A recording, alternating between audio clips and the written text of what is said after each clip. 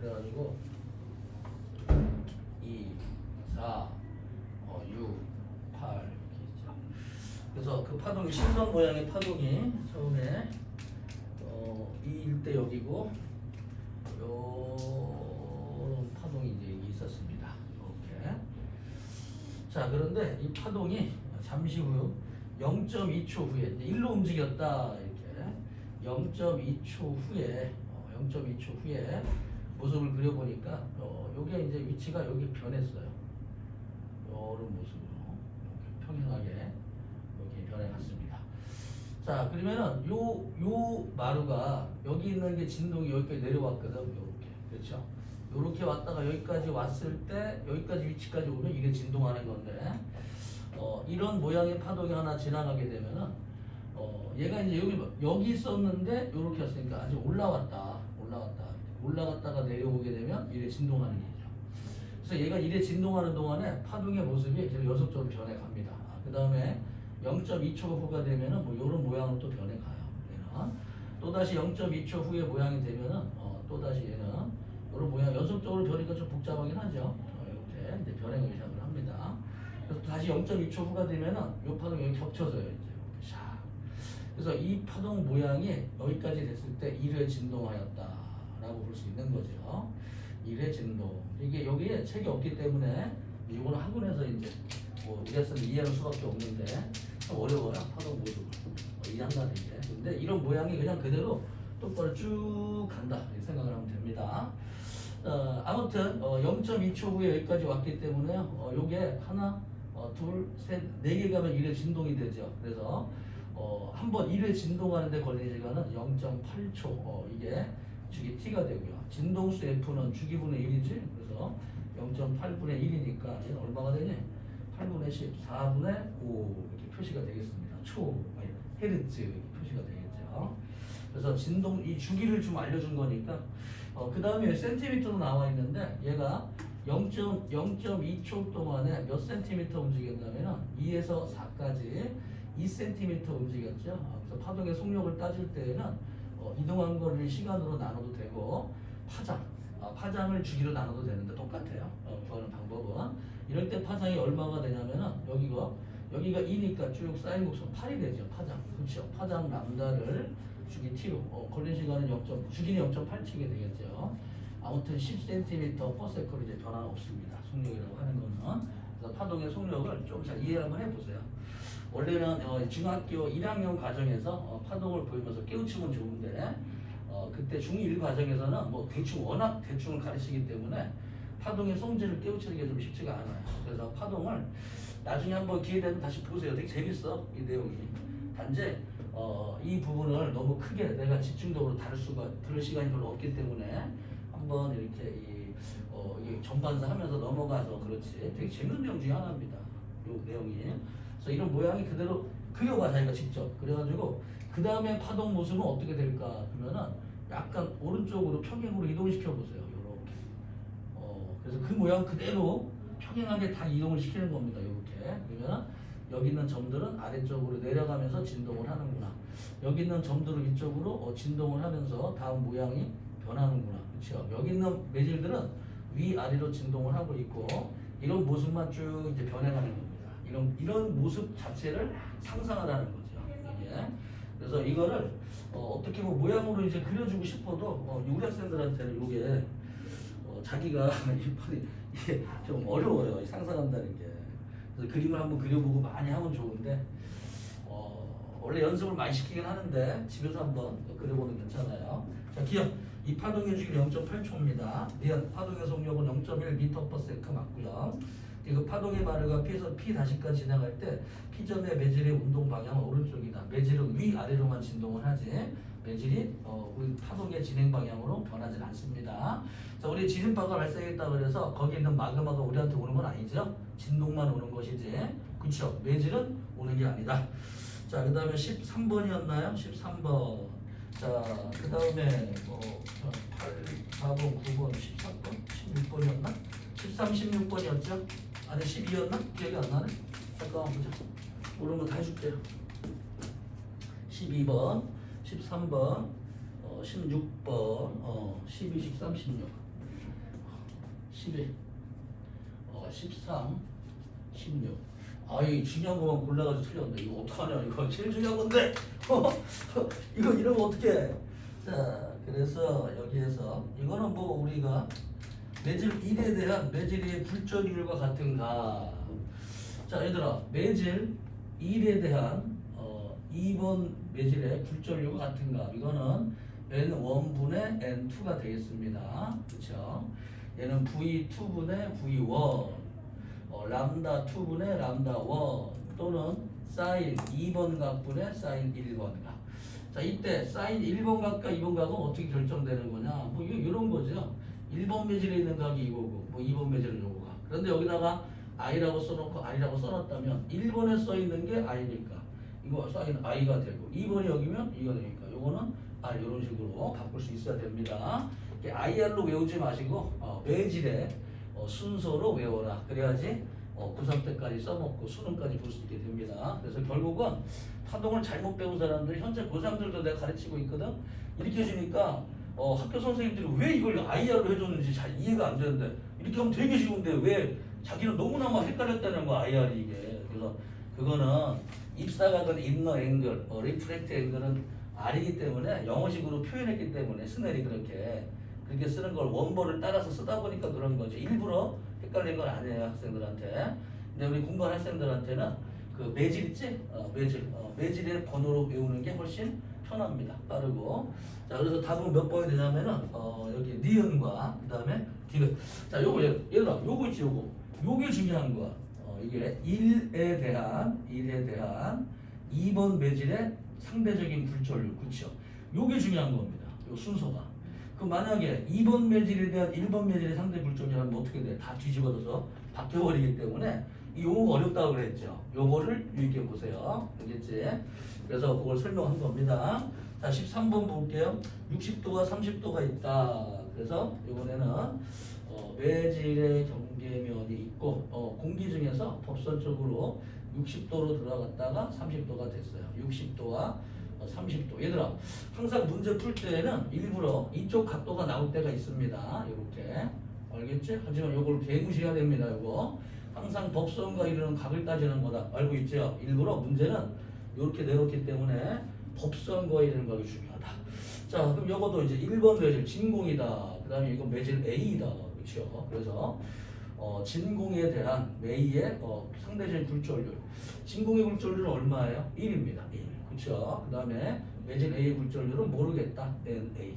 네. 자, 눈에 보이는 거는 요거 안 보이지. 파동의 속력은. 그렇죠? 뭐만 보여요? 사인 값만 보이기 때문에 우리 사인 값으로 정의합시다. 알겠지? 자, 항상 이제 어떻게 된다? 여기 대각선표 되는 거 알고 있어요? 사인.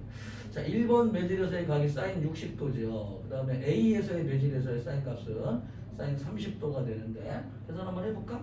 사인 30도는 2분의 1이고요. 그렇지? 요놈은 사인 60도는 2분의 루트 3이 되기 때문에 약분시켜주게 되면은 요 NA, 이 A 물질의 이 절대 불절률은 루트 3이라는 걸 알 수 있게 됩니다. 네. 자, 파장도 구할 수 있는 거죠. 파장 람다. 자, 이제 어렵습니다. A 거. 그렇죠. 요거는 진공에서 불절 1 이렇게 적을 수 있고요. 속력 V1, V2, VA 이렇게 적을 수 있게 되었습니다. 자, 그러면 이제 뭘 물어볼지 우리 한번 표시 한번 해볼까? 이렇게 한번 불절의 법칙을 줄줄 적어봅니다. 줄줄. 너 안 했지? 늦게 오면서 숙제 안 해봤지? 했어요. 아유, 불안치지 마. 씨. 괜찮네. 저번 주까지 또 했다 그러잖아. 내가 검사, 내가 너를 검사한다 내가. 깊이 거 내가 검사한다 내가. 너 봐봐. 너 여기 안 했을 것 같아 느낌에 벌써. 아유, 이게 새 책이야. 이게 아는 데가 너 더 많어. 이거 봐. 숙제 어딘지도 모르잖아. 이거 봐. 나 그럴 줄 알았어. 파동은 아니 파동. 웬일이지? 했네. 채점은 안 했지만 해결했다. 그렇게 성의 없다 야. 근데 문제를 맞았다. 오. 야, 이거 9번, 12번도 맞고 웬일이지? 저런 학생이 아닌데. 오, 잘하네. 자, 그러면은 몇 번이었네? 12번에 됐죠. 그 다음에 13번에 자, 기억 매질 A의 빛의 진동수는 진공에서와 같다. 진동수는 안 변해요. 매질 A에서 빛의 속력은 진공에서보다 루트 3분의 1배로 느리다. 루트 3분의 1배로 이 굴절률이 루트 3이다 이런 얘기는 루트 3분의 1로 느리다 이런 뜻이 되는 거 맞습니다. 조금만 낮출게. 덥다. 선생님은 혹시 춤을 얘기해 주세요. 24도가 적당할 줄 알았는데 생각보다 덥네. 자, 그 다음에 매질 A에서 빛의 파장은 진공에서보다 루트 3배로 긴 게 아니라 루트 3분의 1로 짧습니다. 속력이 느리다는 얘기는 아시겠나요 이거? 이것은 X. 어떻게 좀 개념이 잡혀요? 파동의 속력은 그치? 파장 곱하기 진동수이다. 그치요? 그런데 이 파장이라고 하는 거는 어떤 값을 가지냐면은 진공이 1이었을 때, 그치? 진공이 1이었을 때, 파장으로 따졌을 때, 진공에서의 파장을 람다, 원래 진공에서의 파장을 람다라고 치면은 그 매질에서의 파장은 굴절률 분의 1이 됩니다. 그치요? 그래서 그 속력은 얼마가 되냐? 굴절률 분의 파장 곱하기 진동수 적을 수 있죠. 진동수가 클수록 속력은 굴절률이 클수록 느려진다. 이런 뜻도 됩니다. 여러분들이. 그래서 우리가 배우진 않은 공식이지만 이렇게 써먹을 수 있으니까 공식을 하나를 정확히 외워서 구구절절히 써먹을 수 있도록 하세요. 물리 공식은 느낌상 뭐 크다 작다 절대 찍는 게 없습니다. 식에 대입을 해서 정확한 식으로 대입을 하면 99% 풀리게 돼 있어요. 그런데 이 물리 못하는 사람들은 식을 외웠어. 근데 식을 이해하지 못하고 외우기만 한 거야. 그래서 써먹지 못하는 경우가 많기 때문에 자, 눈에 보이는 거는 각도밖에 없다 그랬죠. 그래서 요게 문제 주어지는 것이고 요걸로 나머지 파장이나 속력, 굴절률을 찾아가는 겁니다. 그게 굴절의 법칙이다 이런 얘기죠. 그래서 각도에 유의하다 이런 얘기입니다. 자, 그래서 답은 2번이 정답이 됩니다. 자, 16번도 조금 어려웠던 것 같아요. 16번 좀 설명해 볼게요. 자, 우리 이제 깊은 쪽이 있다. 얘들아, 수면파 발생 장치가 있거든. 그래서 여기서 이제 수면 발생시키고 여기다가 나무 막대기 같은 걸 해가지고 유리판을 딱 해줘요. 그럼 물이 찰랑찰랑찰랑 가는데 여러분들이 이제 얕은 쪽이 있고 물이 깊은 쪽이 있죠. 얕은 쪽은 물에 마찰력이 있습니다. 마찰력이 커져서 속력이 느려져요. 어떻게 되냐? 파장 곱하기 진동수 중에서 진동수 일정하다 그랬죠. 그렇지? 파장이 짧아집니다. 자, 요런 그림인데 여기다 이제 매질의 경계면 얘들아, 매질의 경계면 쭉 한번 적어봤어요. 그랬더니만 여기에 파면이 나와 있어. 여러분 파면 외워야 돼요. 파면과 파면 사이의 간격이 파장입니다. 깊은 쪽에서의 파장. 그런데 여기 이제 파장이 좀 변했죠. 얇아지면서. 그럼 여기다가 우리가 잘하는 게 뭐냐? 그렇지. 여기다가 수직선을 그어봅니다. 쫙. 자, 그래서 파면과 파동의 진행 방향은 수직이다. 이런 것들을 하이원스의 원리라고 부르고 빨리 해보세요. 우리 학생도 그려보세요. 다른 연습. 그 다음에 법선 있지 법선. 법선을 수직으로 쭉 그어주는 연습을 많이 해보세요. 법선을 항상 그어야 됩니다. 내가 하자는 게 아니라 스넬 아저씨가 법선으로 파동의 굴절의 법칙을 정리해놨기 때문에 일단 법선을 그릴 줄 알아야 돼요. 그리고 파면과 파동의 진행 방향이 수직이다. 이것도 같이 알고 있어야 됩니다. 자, 이렇게 돼서요. 여기서 보면은 일단 파장이 여기는 좀 길고 여기 좀 짧지요. 그렇죠. 이제 얕은 쪽에서는 파장이 좀 길고 깊은 쪽은 좀 길다. 진동수는 변함이 없다. 그래서 기억 1번 물의 깊이는 A가 B보다 깊습니다. 왜? 깊은 게 마찰력이 작아서 파동의 진행 속력이 빨라요. 수면파 같은 경우에. 2번 물결파의 파장은 A에서가 B에서 다릅니다. 그렇죠? 3번 물결파의 속력은 A에서가 B로 당연히 빠릅니다. 4번 입사각의 크기는 굴절각의 크기보다 크다. 그려보면은요, 요 각이 요것보다 크게 표시가 되겠죠. 확인하기 위해서 그린 겁니다. 4번, 5번 물결파의 주기와 진동수는 변함이 없다. 맞습니다. 자, 넘어가 볼게요. 자, 17번에서부터 26번까지 중에서 혹시 거기는 중요한 게 없어서 통과를 합니다. 어려운 거 있으면 따로 질문해 주시고요. 자, 페이지 240쪽을 한번 봅시다. 자, 오늘 공부할 내용은 이 전반사라는 내용이에요. 전반사. 나는 그 핸드폰으로 셀카 찍을 때마다 궁금한 점이 있거든. 내가 거울을 봤을 때 내 얼굴의 모습이랑 셀카로 찍은 내 얼굴의 모습이랑 이상하게 내 얼굴이 잘 안 나와. 주름도 더 선명하게 보이고 이상하게 거울로 본 내 모습보다 좀 이렇게 못생겨 보게 나옵니다. 나만 그런가? 나만? 자, 어떻게 됐어? 거울보다 셀카 찍으면 어느 게 더 잘 나와? 잘생겨 보여? 또 구라치고 있는 똑같기는. 자, 어느 게 더 잘 나와? 거울? 어느 게 더 잘 나와? 자, 그 이유 알아요? 이유? 왜 그런 일이 생기는지? 이 거울에서 들어간 빛의 100%를 반사하지 않아. 들어간 빛의 85%에서 93%, 대략 90% 정도만 반사하고 10%는 빛이 흡수해버려요. 흡수하거나 이게 돼 이게. 무슨 말인지 알겠어? 그래서 100% 빛이 나간 빛이 100%를 사진은 내 나간 빛을 100% 찍어 그대로. 근데 거울은 들어갔다가 반사돼 나올 때 90%밖에 반사가 안 돼요. 그러니까 10%의 빛이 없어져. 그래서 잔주름이라든지 조그만 미세한 것들은 다 잘 보이질 않아. 그래서 당연히 내 얼굴이 좀 이렇게 자세히 안 보이기 때문에 훨씬 더 저절로 미백 효과가 생깁니다. 미백. 표면이 더 약간 매끄러워 보이는 효과가 생겨요. 여러분들이 아주 그냥 조그만 모공들이 안 보인다 이런 얘기지. 그래서 당연히 셀카로 찍은 것보다 거울로 본 게 더 이뻐 보여야 되는데 똑같이 보이는 사람은 뭐 하는 사람이지? 또 뭐야 너? 너 핸드폰 없지? 셀카 안 찍지? 안 찍으니까 모르는 거야 제가? 찍어봐야지 이 여학생들의 심정을. 여학생들 봐. 프로필 사진 올릴 때 뭐 B612 뭐 어플 써가지고 올리잖아. 그냥 안 올리잖아. 그냥 올려? 아니면 어떤 애들은 자기 사진을 이렇게 쓰면 사기다 그래가지고 프로필 사진으로 얼굴 안 올려. 나는 그대로 올려. 내 사진으로. 내가 아는 저 동생이 커피숍 가가지고 커피 먹고 있는데 흑백 사진기로 딱 찍어준 거 있어. 비싼 사진기로. 그리고 내 프로필 사진 나 그대로 쓰고 있거든. 사진으로 찍은 모습. 난 내 얼굴에 자신이 있거든. 올리는 사람이지. 쌤, 그 선글라스 끼신 거 아니에요? 그거는 있어 보이려고 끼는 거지 가리려고 낀 게 아니야. 있어 보이려고. 그 다음에 그거를 앞에 사람이 찍어줬는데 포샵을 엄청나게 했어. 피부에 있는 거 보니까 모공 같은 거 좀 이렇게 좀 포샷이 한 거 효과 넣고 해가지고 그 사진이 아주 뽀샤시하게 만든 결과야. 원래 찍으면은 훨씬 더 못생겨 보여. 아, 마음이 아프다 이런 얘기를 내가 있는 대로 해야 되다니. 별걸 다 본다? 핸드폰도 없으면서. 엄마 폰으로 보냐 너? 그러면 근데 왜 동영상 너 보내주면 안 봐? 왜? 다 할 수 있는데. 카톡 할 수 있잖아. 근데 동영상 너 왜 안 봐? 통폐? 용가리 통폐야? 보내주면 봐야 될 거 아니야. 보니까 할 수 있구만. 저 귀신 저거. 너 카톡 아이디 불러봐. 씨. 왜 너 없어 카톡 아이디가? 아니, 있는데 안 어. 하는 거예요. 있는데 안 하는 그러니까 이 동영상은 보내니까 안 해더라도 귀신 빠가지네 저거. 아무튼 지금 상관없어. 꾸준히 잘 나오고 있으니까.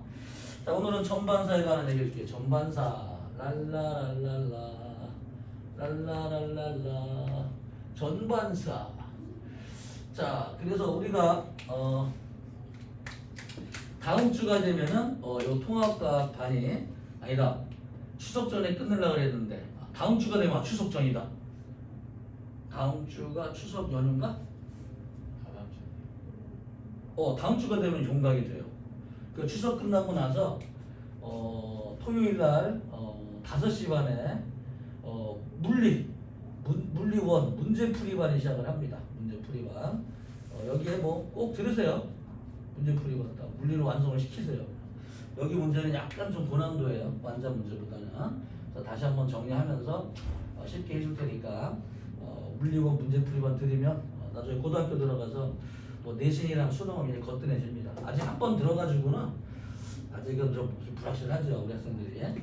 들으세요.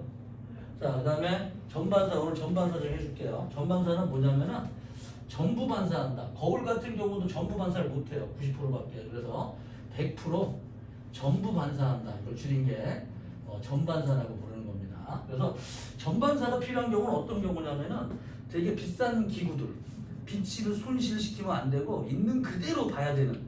예를 들어서 잠수함 되게 비싸거든. 잠수함이 그 안쪽에서 잠망경이라 그래가지고 바깥쪽을 딱 볼 때 말이야 빛 손실 없이 그대로 딱 한다든지 이렇게 그렇게 많이 써요. 또 비싼 쌍안경으로 빛들을 이만큼 빛을 이만큼 모았어. 상에 선명하게 이만큼 모았어 이렇게. 그래가지고 막 2, 30배로 봐야 되는데 내가 우리 학생들이 여기서 나오는 빛을 갖다가 카메라로 찍어가지고 2, 30배 확대하면 상이 뚜렷하지가 않아요. 그래서 여기 나오는 빛을 이만한 렌즈로 요만큼 나오는 빛을 이만한 렌즈로 빛을 모아. 그 다음에 그만큼 확대시키잖아. 요만한 걸 이렇게 확대시키잖아. 그래도 그대로 보여요. 이런 경우. 이 렌즈 구경이 크면 클수록. 대신에 문제는 렌즈가 쌍안경 렌즈가 구경이 크잖아. 눈보다 초점이 안 맞아. 이게 여기는 빛들을 모아줄 때 이럴 때 전반사를 해서 눈으로 보내준다. 아무튼 어디에 많이 쓰이냐면은 100% 이제 반사할 때 많이 쓰입니다. 자, 그럼 전반사 하는 거 우리가 두 가지 볼게요. 전반사의 조건을 외우자. 조건. 물론 조금 더 이제 어렵게 배우면 전반사 임계각이라는 게 있는데 뭐 임계각도 구할 수 있게 되고 다 돼 있어요. 자, 조건 두 가지를 내가 적어 드릴 테니까 1번, 2번 수업 들으면서 찾아봅시다. 여기다가 수업을 들으면서 채워 넣어줄게요. 자, 전반사가 모치부터 설명할 테니까 잘 보세요. 랄라랄랄라. 예를 들어서 물속이다. 여기는 이제 공기 중이다. 공기 중에 굴절률은 뭐 1이라고 하고요. 물의 굴절률은 한 1.33 정도 됩니다. 자, 그런데 덥선 한번 그렸을 때요. 여기다 레이저 빛을 쏴보자. 초록색 레이저 빛을 쐈더니만 요 빛이 어떻게 가냐면은 이렇게 뿅 가요. 그 다음에 덥선을 그었을 때 일부분 굴절하죠. 그 다음에 일부분은 입사각과 반사각은 항상 같습니다. 이렇게 일부분 반사하고 일부분 굴절하게 된다. 당연하죠, 여러분들이. 자, 요 빛을 잘 보세요. 좀 멀리 쐈다. 멀리 쐈다는 게 뭐냐면은 요 놈은 법선과 이르는 각이 더 크게 만들었다 이런 뜻이에요. 크게 만들었다. 그러면 굴절할 때 굴절각이 표면을 따라서 법선과 이르는 각이 90도까지 이제 굴절하는 곳이 생기고 그 다음에 이게 반사가 됩니다. 자, 여기보다 더 멀리 쏘았다. 자, 이렇게 굴절각이 90도만큼 굴절할 때 이 각을 임계각이라고 불러요. 이 각을 임계각이라고 부르는데 임계각보다 큰 각으로 입사를 시키면 잠깐 큰 각이라는 얘기는 멀리 보낸다는 얘기예요. 임계각보다 큰 각으로 보내게 되면은 얘는 굴절이 90도 이상 될 수가 없기 때문에 100% 반사가 일어납니다. 이 현상을 전반사 현상이라고 불러요. 자, 그래서 이 두 가지 한번 볼게요. 일단 얘는 임계각보다 큰 각으로 입사해야 됩니다. 그래야지만 전반사가 생기죠. 자, 두 번째. 자, 굴절률이 이렇게 좀 작은 물질이 있고 굴절률이 큰 물질이 있어요. 작은 물질에서 큰 물질로 들어가게 되면은 일부분 반사하고 뭐 굴절에 들어갑니다. 일부분 반사하고 굴절에 들어가게 되는데요. 굴절률이 작은 물질과 큰 물질이 있을 때 작은 물질에서 큰 물질로 갈 때에는 전반사가 생기질 않아요. 얘네들은. 그런데 굴절률이 큰 물질에서 작은 물질로 나갈 때 90도에 먼저 도달하는 굴절각 한쪽에 90도가 도달하게 되죠. 그거보다 더 멀리 보내면 전반사가 생기기 때문에 굴절률이 큰 매질에서 작은 매질로 갈 때에만 전반사가 생깁니다. 예를 들어서 물속에서 공기 중으로 나갈 때 물 아래쪽에서 표면을 딱 보게 되면 전반사가 생겨요. 이렇게. 자, 만약에 말이야 내가 유리를 갖다 놓고서 보면은 유리가 여기 있단 말이야. 이렇게. 그래가지고 사람이 여기 딱 봤어. 그랬더니만 주변에 빛들이 오다가 굴절률이 큰 유리가 있고 굴절이 작은 공기가 있어요. 공기.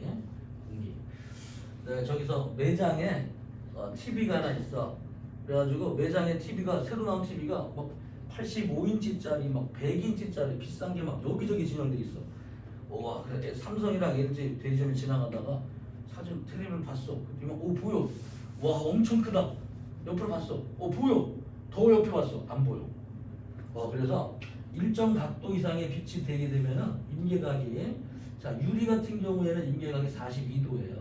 그래서 45도 이상의 빛 들어오는 빛에 대해서는 전부 이제 전반사가 생기면서 이쪽의 빛들이 여기로 나오질 않아요. 이 바깥쪽의 빛들이 반사가 되기 때문에 이 유리를 갖다 놓고서 안쪽을 쳐다보려고 해도 내 눈에서 42도 이상 벗어나는 곳에서는 안쪽이 보이질 않습니다. 내가 볼 수 있는 곳은 둥그랗게 이렇게 42도 되는 원형인 곳으로만 안쪽을 볼 수 있게 되고 그 바깥 거기다 더 큰 각을 보면은 내 뒤에 있는 모습들이 전반사되어 보이기 때문에 안쪽의 모습을 다 보일 수가 없어요. 당연하죠. 이런 일은. 그래서 이게 무슨 말이냐 우리가 이제 배우는 게 전반사 할 때 항상 굴절률이 큰 쪽에서 작은 쪽으로 갈 때만 생기고 두 번째는 임계각보다 큰 각으로 입사해야지만 전반사가 생깁니다. 자 그러면 이제 어떤 물질을 잠깐만 우리 임계각이라는 걸 잠깐 해줄게요. 좀 이제 요거는 우리 완전은 어렵긴 하지만 어차피 배우는 경우에 임계각. 자 임계각 구하는 방법 볼게. 이 매질에 절대 굴절률을 쓸 건데 뭐 어려워하지 마시고 그냥 굴절률 분해 굴절률 그렇죠. 그래서 공기 중이다. 공기 중에 굴절률 분해. 이 매질 A 매질이라고 볼까요? 그냥 A 매질. A 매질의 절대 굴절률. 공기의 굴절률은 1입니다. 그렇죠? 1.0003 거의 1로 쓴다 그랬죠. 공기 굴절률은. 유리 같은 경우에는 1.33 그렇죠. 물은 1.33 유리는 1.7 다이아몬드는 2.42 이렇게 매질마다 굴절률이 좀 다르죠. 자 그러면 임계각에 관한 얘기 볼게요. 요 각이 공기 중에서 각이 90도 사인 90도 사인 90도의 각이 얼마예요? 그냥 1이죠. 이 매질에서의 사인 값이 얼마냐? 사인 임계각을 어떻게 쓰냐면 크리티컬 임계각 인너 앵글 크리티컬 임계 인너 앵글 이런 뜻에서 IC라고 부릅니다. 근데 신경 쓰지 마세요. 그냥 임계각이라는 뜻이에요. 요 각은 임계각의 크기는 그러면 임계각은 어떻게 구할 수 있냐? 그렇죠. 어떤 매질에 쌓인 임계각의 크기는 그 매질의 굴절률 분의 1로 표시가 됩니다. 그래서 예를 들어서 자 우리 물 같은 경우에는 하다 보니까 외워지네. 1.33, 1.7 유리 그렇죠. 다이아몬드 2.4 그렇죠. 얘는 무. 자 이 값을 한번 집어 넣어 볼까요? 그래서 사인 값이 1.33분의 1이 되는 그 각도가 얼마냐? 이게 42도의 사인 값입니다. 자 그럼 1.7 볼게요. 사인 값이 1.7분의 1이 되는 값이 얼마냐? 그 값이 잘못 적었나? 근데 미안하다 얘들아. 이거 물은 내 각도 모르겠다. 아니 없다. 47. 미안해. 47도야. 47도 미안해요. 그 다음에 1.7분의 1일 때는 42도 42도예요. 그 다음에 사인 자 다이아몬드의 굴절이 얼마냐면 2.42예요. 이거분의 1. 이 값을 가지는 사인 값은 27도가 됩니다. 그래서 매질들마다 같은 공기라고 하더라도 어디에서 어디로 갈 때 자 다이아몬드 보자. 다이아몬드 같은 경우는 이렇게 생겨 있거든. 이렇게 표면에 이렇게 생겨 있어요. 그래가지고 일로 이제 평행하게 들어간 빛들이 이렇게 들어가게 되면은 법선과 이루는 각이 27도보다 큰 각이 돼야 됩니다. 그러면 반사가 돼가지고요. 여기서 들어간 빛도 27도 이상으로 깎아줘요. 이 각을. 그래서 반사가 돼가지고 나오게 돼서 이 앞쪽으로 들어간 빛들은 100% 전반사는 나오기 때문에 일반 유리 있지? 유리 같은 경우는 이게 42도밖에 안 돼요. 이게 그래서 유리로 이 녀석을 만들게 되면은 이런 비슷한 모양을 만들게 되면은 이 녀석이 뭐 이게 전반사 이상 되더라도 일로 들어갈 때 전반사이 될 수가 없어요. 일부분 굴절되고 반사돼 나오기 때문에 유리 같은 경우에는 빛을 100% 전반하지 못합니다. 얘네들을. 그러면은 이쪽 각을 크게 만들어주기 위해서 좀 이렇게 널찍하게 꺾어줘야 돼. 이렇게 널찍하게 잘라버리게 되면은 들어가는 각 여기가 전반사가 되는 이 각도가 이 임계각보다 커질 않아요. 그래서 양쪽 모두 임계각보다 큰 각을 만들 수가 없게 됩니다. 유리 같은 경우는.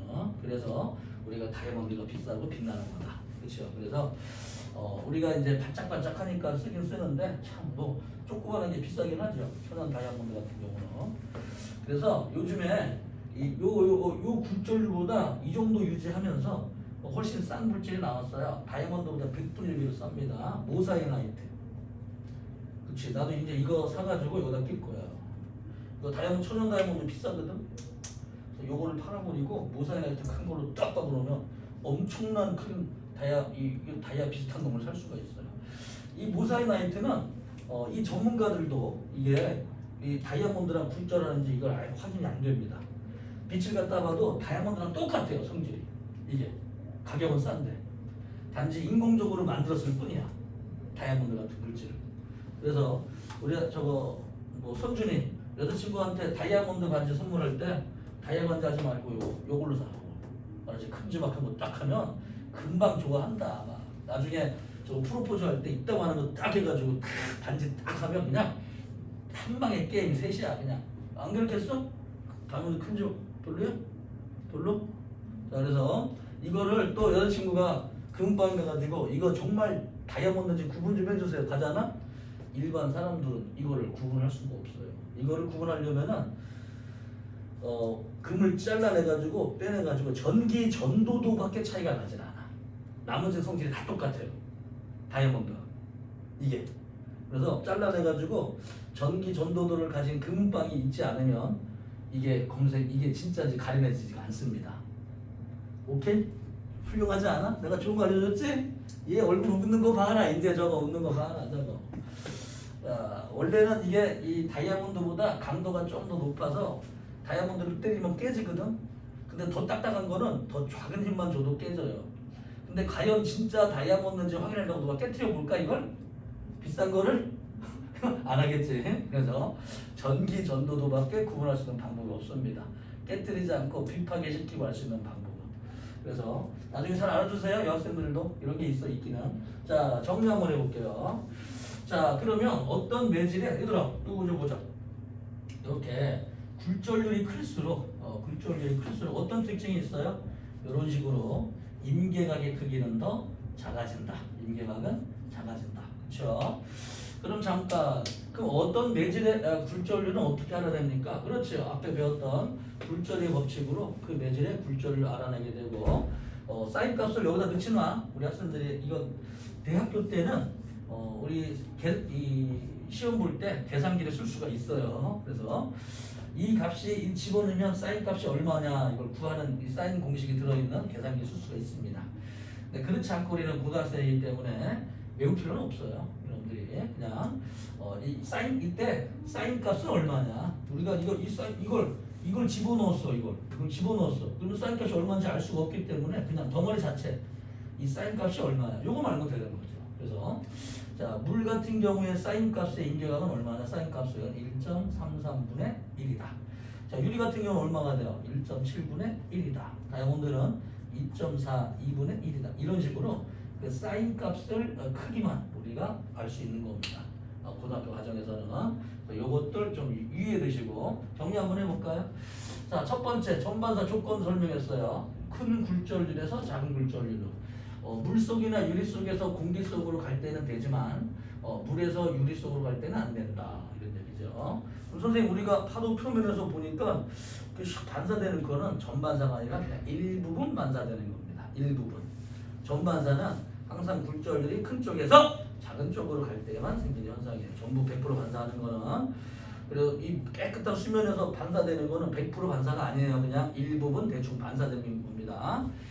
자, 그럼 정리됐습니까? 페이지 자 240쪽 볼까요? 전반사 빛이 진행하다가 매질의 경계면에서 굴절하지 않고 비춥니다. 전부 반사. 자, 임계각 볼까요? 굴절각이 90도가 될 때 입사각을 말하는데요. 이 임계각이 예를 들어서 요만큼 여기 다시 한번 여기 임계각이 요만큼 각이야. 요만큼 각. 이거보다 큰 각으로 들어가는 범위에서는 전부 다 전반사가 일어나게 됩니다. 그러면 선생님 굴절률이 큰 각일수록 사인 값이 여기 예를 들어서 뭐 27도, 예를 들어서 뭐 42도, 뭐 47도 이렇게 됐다고 쳐보자. 이렇게. 그러면 물에서는 법선과 이르는 각이 47도 정도 이상보다 여기에서 이제 전반사가 생길 것이고, 그렇죠? 물. 자, 그러면 유리에서는 요 각도가 한 42도 정도, 42도보다 큰 각에서 전반사가 생길 것이고, 다이아몬드에서는 전반사가 27도니까 요 정도 되고, 요 전반사가 이렇게 되겠죠. 그래서 이 물과 물의 굴절률은 1이 되죠. 굴절률 차이가 크면 클수록 전반사 임계각은 더 작아지게 되고 전발사할 수 있는 범위는 더 넓어지게 되기 때문에 이 전반사할 수 있는 범위가 넓어진다는 것을 전반사가 쉽다고 표시합니다. 더 쉽다. 그래서 굴절률 차이가 클수록 전반사가 쉽기 때문에요. 공기에 대해서 굴절이 더 큰 이런 물질들이 더 전반사가 쉬운 겁니다. 그래서 전반사 각도가 작아질수록 전반사하기가 쉽다. 전반사가 용이하다. 쉽다라고 표현합니다. 쉽다. 임계각이 작을수록 전반사가 쉽다라고 얘기하는 겁니다. 자, 그러면 선생님, 이 굴절률 차이가 크면 클수록 이 각도의 값이 차이가 커지기 때문에 이 두 물질의 굴절률 차이가 크면 클수록 이 차이가 이놈들이 굉장히 작아질수록 굴절률은 엄청 크지요. 그렇죠? 굴절률 차이비의 값이 커질수록 이 값은 작아지게 되고요. 이 값이 작아진다는 얘기는 항상 이걸 늘 골정돼 있습니다. 그렇죠? 그럼 요 값은 어떻게 되냐? 그 값은 더 커져야 된다 이런 얘기인가? 굴절률이 더 이거보다 이게 굴절률이 더 크면 이거보다 이거 사인 값은 더 작아진다 이런 뜻이 되죠. 임계각이 작아진다 이런 뜻입니다. 그러면 여기서 이제 A 물질, B 물질, C 물질, D 물질이 있어요. 1.0, 1.33, 1.7, 2.4. 자, 어떤 매질에서 어떤 매질로 갈 때 전반사가 생길 것인가? A에서 B, C, AD, BC, BD, CD는 전반사가 안 생깁니다. 굴절률이 작은 쪽에서 큰 쪽으로 갈 때는 전반사가 생기는 게 아니에요. 항상 굴절률이 큰 쪽이 작은 쪽이기 때문에 여기서 여기, 여기서 여기, 여기서 여기, 그렇죠? 여기서 여기, 여기서 여기 이렇게 되겠습니다. 이렇게 이 많은 것들 중에서 어떨 때 가장 전반사가 쉽냐? 그러면 전반사 굴절률 차이가 큰 D에서 A 쪽으로 갈 때가 정답이 됩니다. 이해되죠? 그래서 전반사가 쉽다는 거는 굴절률 차이가 큰 게 좋다. 물론 아주 굴절 차이가 작더라도 전반사가 생길 수 있어요. 그렇죠? 자, 페이지 넘어가 볼까요? 그러면은 자, 3번 매질과 공기 사이의 임계가 사인 IC가 이 크리티컬 인너 앵글 또는 임계각은 그 물질의 굴절률분의 1이다. 그래서 굴절률이 클수록 임계각은 작아지는데요. 우리 참고로 몇 가지 적어봐 봅시다. 참고로 이거 한번 적어보세요. 나를 따라서. 자, 물, 그다음에 유리, 그다음에 다이아몬드. 자, 이게 그냥 쓰면은 우리 학생 나중에 금방 잊어버리기 쉬워. 그래서 굴절률 1.34, 1.7, 2.3은 적어보세요. 그래서 사인 임계값의 값, 임계값의 값 따지게 되면 얼마다? 이거는 47도, 얘는 42도, 얘는 27도, 또 이 정도 각도가 되니까 적어보세요. 그래서 이렇게 굴절률이 클수록, 임계각은 작아진다 이런 뜻입니다. 임계각은 작아진다. 자, 그리고 필요 없는 걸 좀 지워볼게요. 랄랄라 다 여기다가 담아놨으니까 나머지 모두 외우려고 하지 마시고 중요한 거는 여기까지 알고 있으면 좋아요. 수능까지 풀 때까지는. 근데 이제 요 정도만 이해됩니다.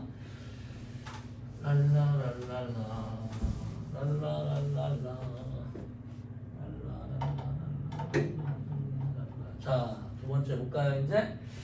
그 다음에 페이지 2번 전반사의 특징 중에서요. 전반사가 일어날 조건 봅시다. 빛의 속력이 느린 매질에서 미쳐볼까요? 속력이 느린 매질 굴절률이 크다 작다? 형 자지 말고. 자, 빛의 속력이 느린 매질 굴절률이 크다 작다?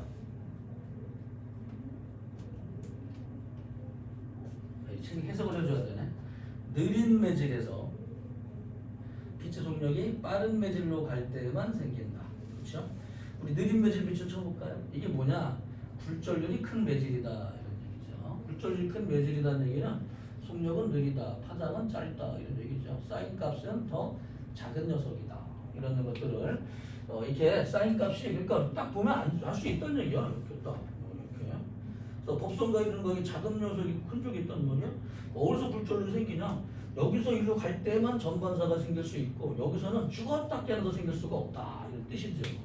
그렇지? 그래서 이 사인 값을 가지고 모두 알 수 있다. 잠깐만, 사인 값으로 알 수 있다는 사람이 누구다? 이게 스넬이다. 이게 굉장히 중요한 겁니다. 우리 눈에 보이는 건 각도밖에 없거든. 자, 그래서 2번 입사각이 임계각보다 큰 경우 당연하죠. 자, 아래쪽에 볼까요? 굴절률 봅시다. 자, 공기하고 유리 볼까요? 유리의 임계각은 42도예요. 그래서 그 다음에 물은 임의하게 48, 미안하다. 48도다, 여기는. 48도입니다. 얘네들은. 자, 3번. 전반사를 이용하면은 빛의 세기가 약해지지 않고요. 멀리까지 계속 전반사만 시킨다면 얻어 볼 수 있게 됩니다. 자, 그러면은 우리 잠수부 한번 볼까요? 잠수부 아저씨가 물속에서 아주 깨끗한 바닷물이 그냥 여기 파도 한 점 없이 깨끗한 잠수부 아저씨가 이제 여기 해가지고 잠수부 아저씨가 올라가고 있어요. 뽀글뽀글 올라가고 있어요.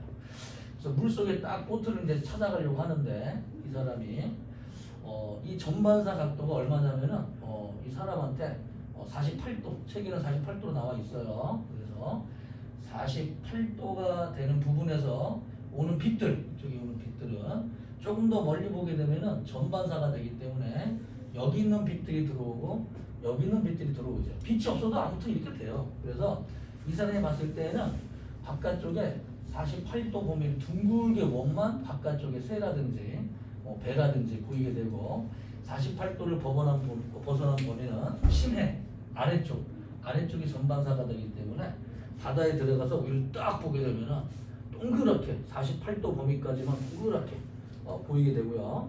주변이 시커멓게 보입니다. 이런 걸 스네르 창이라고 하는데 그런 그림이 좀 나와 있어요. 자, 한번 여러 가지 전반사에서 한번 볼게요. 레이저 빛이 물을 타고서 곡선으로 휘고 있습니다. 전반사돼서 프리즘을 통해서 프리즘에 적어볼까요? 거기다가 보통 유리로 만드는데 유리의 전반사 각은 42도예요. 보통 42도가 됩니다. 그래서 45도로 입사한 빛. 여기 프리즘이 이제 예를 들어 프리즘 이렇게 수직으로 만들거든. 이렇게 프리즘을. 그러면 여기 들어간 평행하게 들어간 빛 있지? 이 빛이 얼마가 되냐면은 법선을 그었을 때 이게 45도 각도를 이루어요. 45도. 그래서 임계각보다 큰 각이 되기 때문에 수직으로 들어오게 돼요. 여기도 법선과 이런 각을 만들거든. 45도가 됩니다. 전반사가 되기 때문에 들어간 빛 그대로 튀어나오게 된다. 자, 그 다음에 광석류 볼까요? 광석류는 여기 굴절률이 한 1.4 정도 되는 코어라는 게 있어요. 코어를 싸고 있는 이제 섬유질을 클레딩이라고 부릅니다. 클레딩의 굴절이 얼마냐면은 1.404 정도 되고요. 1.400 굴절률이 약한 이 코어가 클레딩보다는 안쪽에는 유리를 갖다가 섬유처럼 만들었는데요. 일반 유리보다는 굴절이 좀 작긴 해요. 섬유로 이제 굽을 만들어서 탄력성이 있는 이런 선을 말하는데 이런 강섬유가 클레딩 바깥쪽을 싸고 있는 클레딩과의 그 사이에서 전반사가 생깁니다. 거의 100% 가까워야 돼. 굴절 차이가 크진 않아. 이게 조금 큰 거지 많이 크진 않아요. 아무튼 코어의 굴절률이 클레딩보다 더 크기 때문에 코어 안쪽에다가 여기다가 빨간색 LED 등을 갖다가 전멸을 시킵니다. 켜졌다 또는 꺼졌다 이런 식으로. 켜진 거는 디지털보로 1, 없는 거는 0 이런 식으로 디지털보로 보내주게 되면 이걸 통해서 디지털보를 정보를 전달해서 주고받을 수 있게 됩니다. 이런 거를 광통신이라고 부르고 강통신에 쓰이는 섬유가 강섬유예요. 보통 우리 구리선을 가지고 이 정보를 갖다 전달해 주잖아. 0과 1을 전달해 주게 되면은 한 2km 정도 이상 가면은 정보가 0인지 1인지 구분이 안 돼요. 너무나 약해져서 신호가. 그래서 증폭기라는 걸 받아요. 이 증폭기를 전기를 써가지고 아주 약한 신호를 다시 10배나 20배 정도 증폭을 시켜줍니다. 그러면 또 2, 3km 가다 보면은 또 이놈이 약해져. 그래서 여기서 계속 증폭기가 달려 있어야 돼요. 이렇게. 자, 근데 광통신 같은 경우는 전반사를 통해서 빛이 없어지지 않아, 신호가. 그래서 계속 가는데 아주 조금씩은 없어지긴 해요. 그래서 약 100km 정도 갈 때마다 한 번씩의 증폭기를 달아주기 때문에 일반 구리선을 쓴 것보다 광섬유를 쓴 게 전기 신호가 훨씬 적게 감소합니다. 그래서 증폭기에 들어가는 설치비라든지 이런 비용은 적게 들지만 광섬유 자체가 구리섬유보다 비싸요. 일단 처음에 설치 비용은 많이 들지요. 도중에 끊어지게 되면은 이게 한번 끊어지게 되면은 빛들이 가서 임계각 형성이 안 됩니다.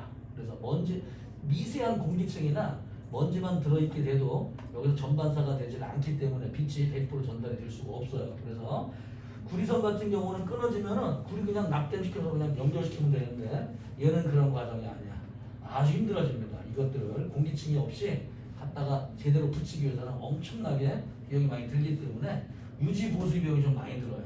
일단 초기 비용이 많이 들어. 초기 비용이. 그치? 이 석유가 비싸니까 초기 많이 드는데 유지하기 위해서 도중에 이게 계속 이게 이게 증폭기에 전기를 먹으면서 막 보내주잖아. 얘는 증폭기가 필요 없으니까 유지할 땐 좀 비용이 좀 저렴합니다. 네, 근데 손실됐을 때 끊어졌을 때 다시 연결하기는 몹시 어렵지요. 이런 경우는 거의 대부분 새로 쭉 깔아놔야 돼요. 한번 끊어지게 되면. 자, 계속 볼까요? 자, 여러 가지 전반사 중에서 강성유에 관한 설명을 했습니다. 자, 수족관에 이 물고기가 수면에 비쳐 보이는 건 전반사로 보이는 거죠. 4번 생활 속의 전반사 이용 봅시다. 쌍안경을 보니까 삼각형 프리즘, 직각 삼각 프리즘 2개 집어넣어서 빛들을 사람 눈 간격으로 맞게 초점을 맞춰주는 거죠. 잔망경도 이렇게 쓰이는데 얘들아 우리 잔망경의 그림 다시 확대시키자. 잔망경 이걸로 프리즘도 보자. 자 여기 보면은 사람의 눈이 쌍안경 쌍안경 이놈 이렇게 커. 비싼 거는 엄청 커. 자 내 얼굴을 갖다 대잖아. 내 눈 간격은 여기요. 이거 초점이 안 맞아 이거. 그치요? 그러면은 여기에다가 이 빛들을 갖다가 여기에 프리즘이 들어있어요. 어떻게 넣어야 될 거냐? 빛을 반사시켜서 이렇게 넣을까? 이렇게 넣자요. 이렇게 넣어놓고 여기다가 이렇게 넣어놓읍시다.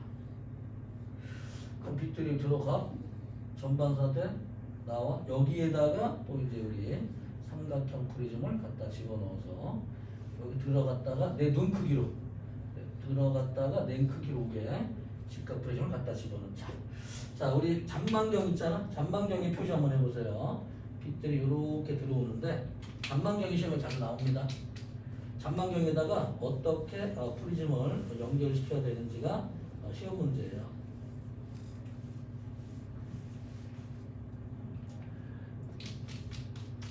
자 그러면은 이렇게 들어온 빛이 이 전반사하기 위해서 어떤 모양으로 들어가야 되겠냐. 여기 모습을 프리즘이 굉장히 이렇게 넣을 수도 있고 그렇죠.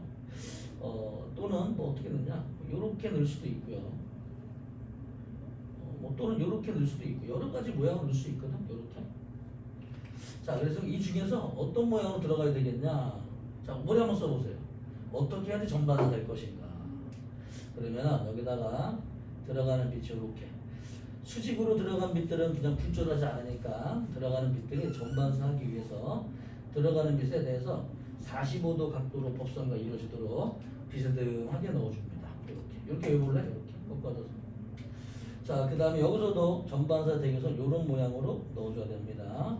이게 그림에 나와 있는데 우리 학생들이 중요하지 않은 그림인 줄 알고 대충 넘어가는데 중요한 그림이에요. 거기다가 표시해주세요. 프리즘의 모양 이렇게. 그래야지 전반사 되어서 사람 눈 쪽으로 100% 돌 수 있다. 이 잠수함이 굉장히 비싼 기구이기 때문에 이걸 보호하기 위해서 그렇죠. 암초라든지 아니면 적군 비행기라든지 이게 희미해가지고 구분이 안 되면 위험하겠죠. 그래서 100% 볼 수 있는 방법을 연구하다가 전반사를 잔망경에 쓰다 보니까 유용하네. 이것도 이제 광통식에 쓰기 시작을 합니다. 자 그래서 우리가 지금 이제 우리 학생들이 전반사가 거의 광섬유를 안 쓰는 경우는 드물어.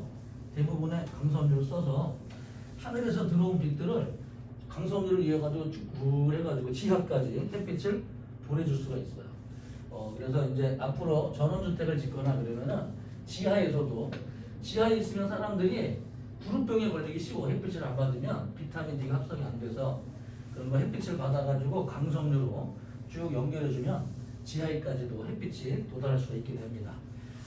그러면은 지하에 있는 이 위에 지상에 있는 오염된 공기가 있더라도 햇빛은 다 받아들일 수 있으니까 식물만 키워놓게 되면은 식물이 그때 광합성을 시켜서 산소가 나오게 되고 사람들은 그 안에서 지하에 들어가서도 살 수 있는 이런 방법이 생기죠.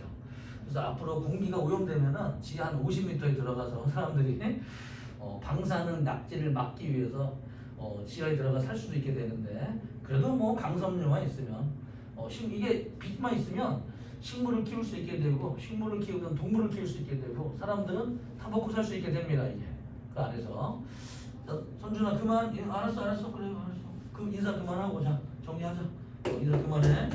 자 생활 속 전반사의 이용 쌍안경 설명 이 잔망경 설명했고요.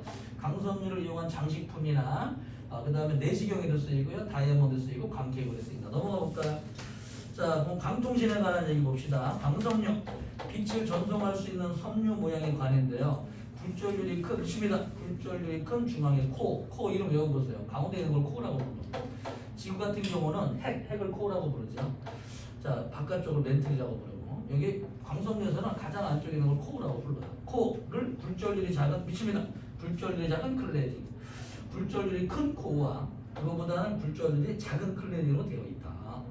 자, 하는 이중 구조인데요. 그 다음에는 안쪽에 있는 걸 보호해주기 위해서 이렇게 시커먼 색으로 보호 피복을 좀 올려놨어요. 강섬유 내게 코로 입사한 빛은 클레딩으로 빠져나오지 못하고 전반사되는데요. 강통신 봅시다. 음성, 영상 등 같은 정보를 비신호로 전환하는데요. 비신호 예를 들어서 뭐 디지털보로 바꿔준다 이런 얘기죠. 디지털로 바꿔준 다음에 빛의 전반사를 이용해서 빛의 입구 없음으로 1과 0의 디지털보를 만들어서 보내줍니다. 송신기와 강섬유 수신기가 있어요. 강통신의 장단점 뭘까요? 외부 전자기파의 간섭을 받지 않기 때문에 구리선은 전자가 왔다 갔다 교류로 왔다 갔다 하면은 전자기 유전상을 일으키기 때문에 거기다가 전자기 유전상을 이용해서 도청이 가능한데 빛은 그게 불가능합니다. 전반사가 일어나기 때문에 빛이 밖으로 새어나가질 않아요. 그래서 도청이 불가능하다.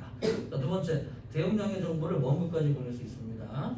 에너지 손실이 적어서 광 증폭기를 설치하는 구간 사이 거리가 깁니다. 자, 그 다음에 단점 볼까요? 화재나 충격이 약하고요. 끊어지면 연기하기 어렵습니다. 그 다음에 아주 작은 먼지가 끼게 되면은 광통신 자체가 불가능해져요. 전기조도를 이용한 방법에 비해서 처음에 관리하거나 설치하는 비용이 좀 많이 듭니다.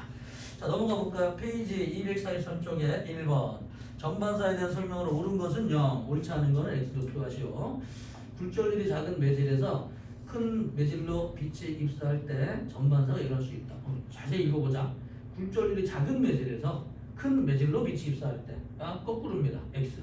큰 매질에서 작은 매질일 때요. 자, 임기각은 굴절각이 90도가 되는 입사각이다. 맞는 말입니다. 이 굴절하는 각이 90도가 될 때 입사각을 임기각이라고 부르고요. 입사각이 임기각보다 작아야지 전반사가 아니라 커야지 됩니다. X. 자, 2번.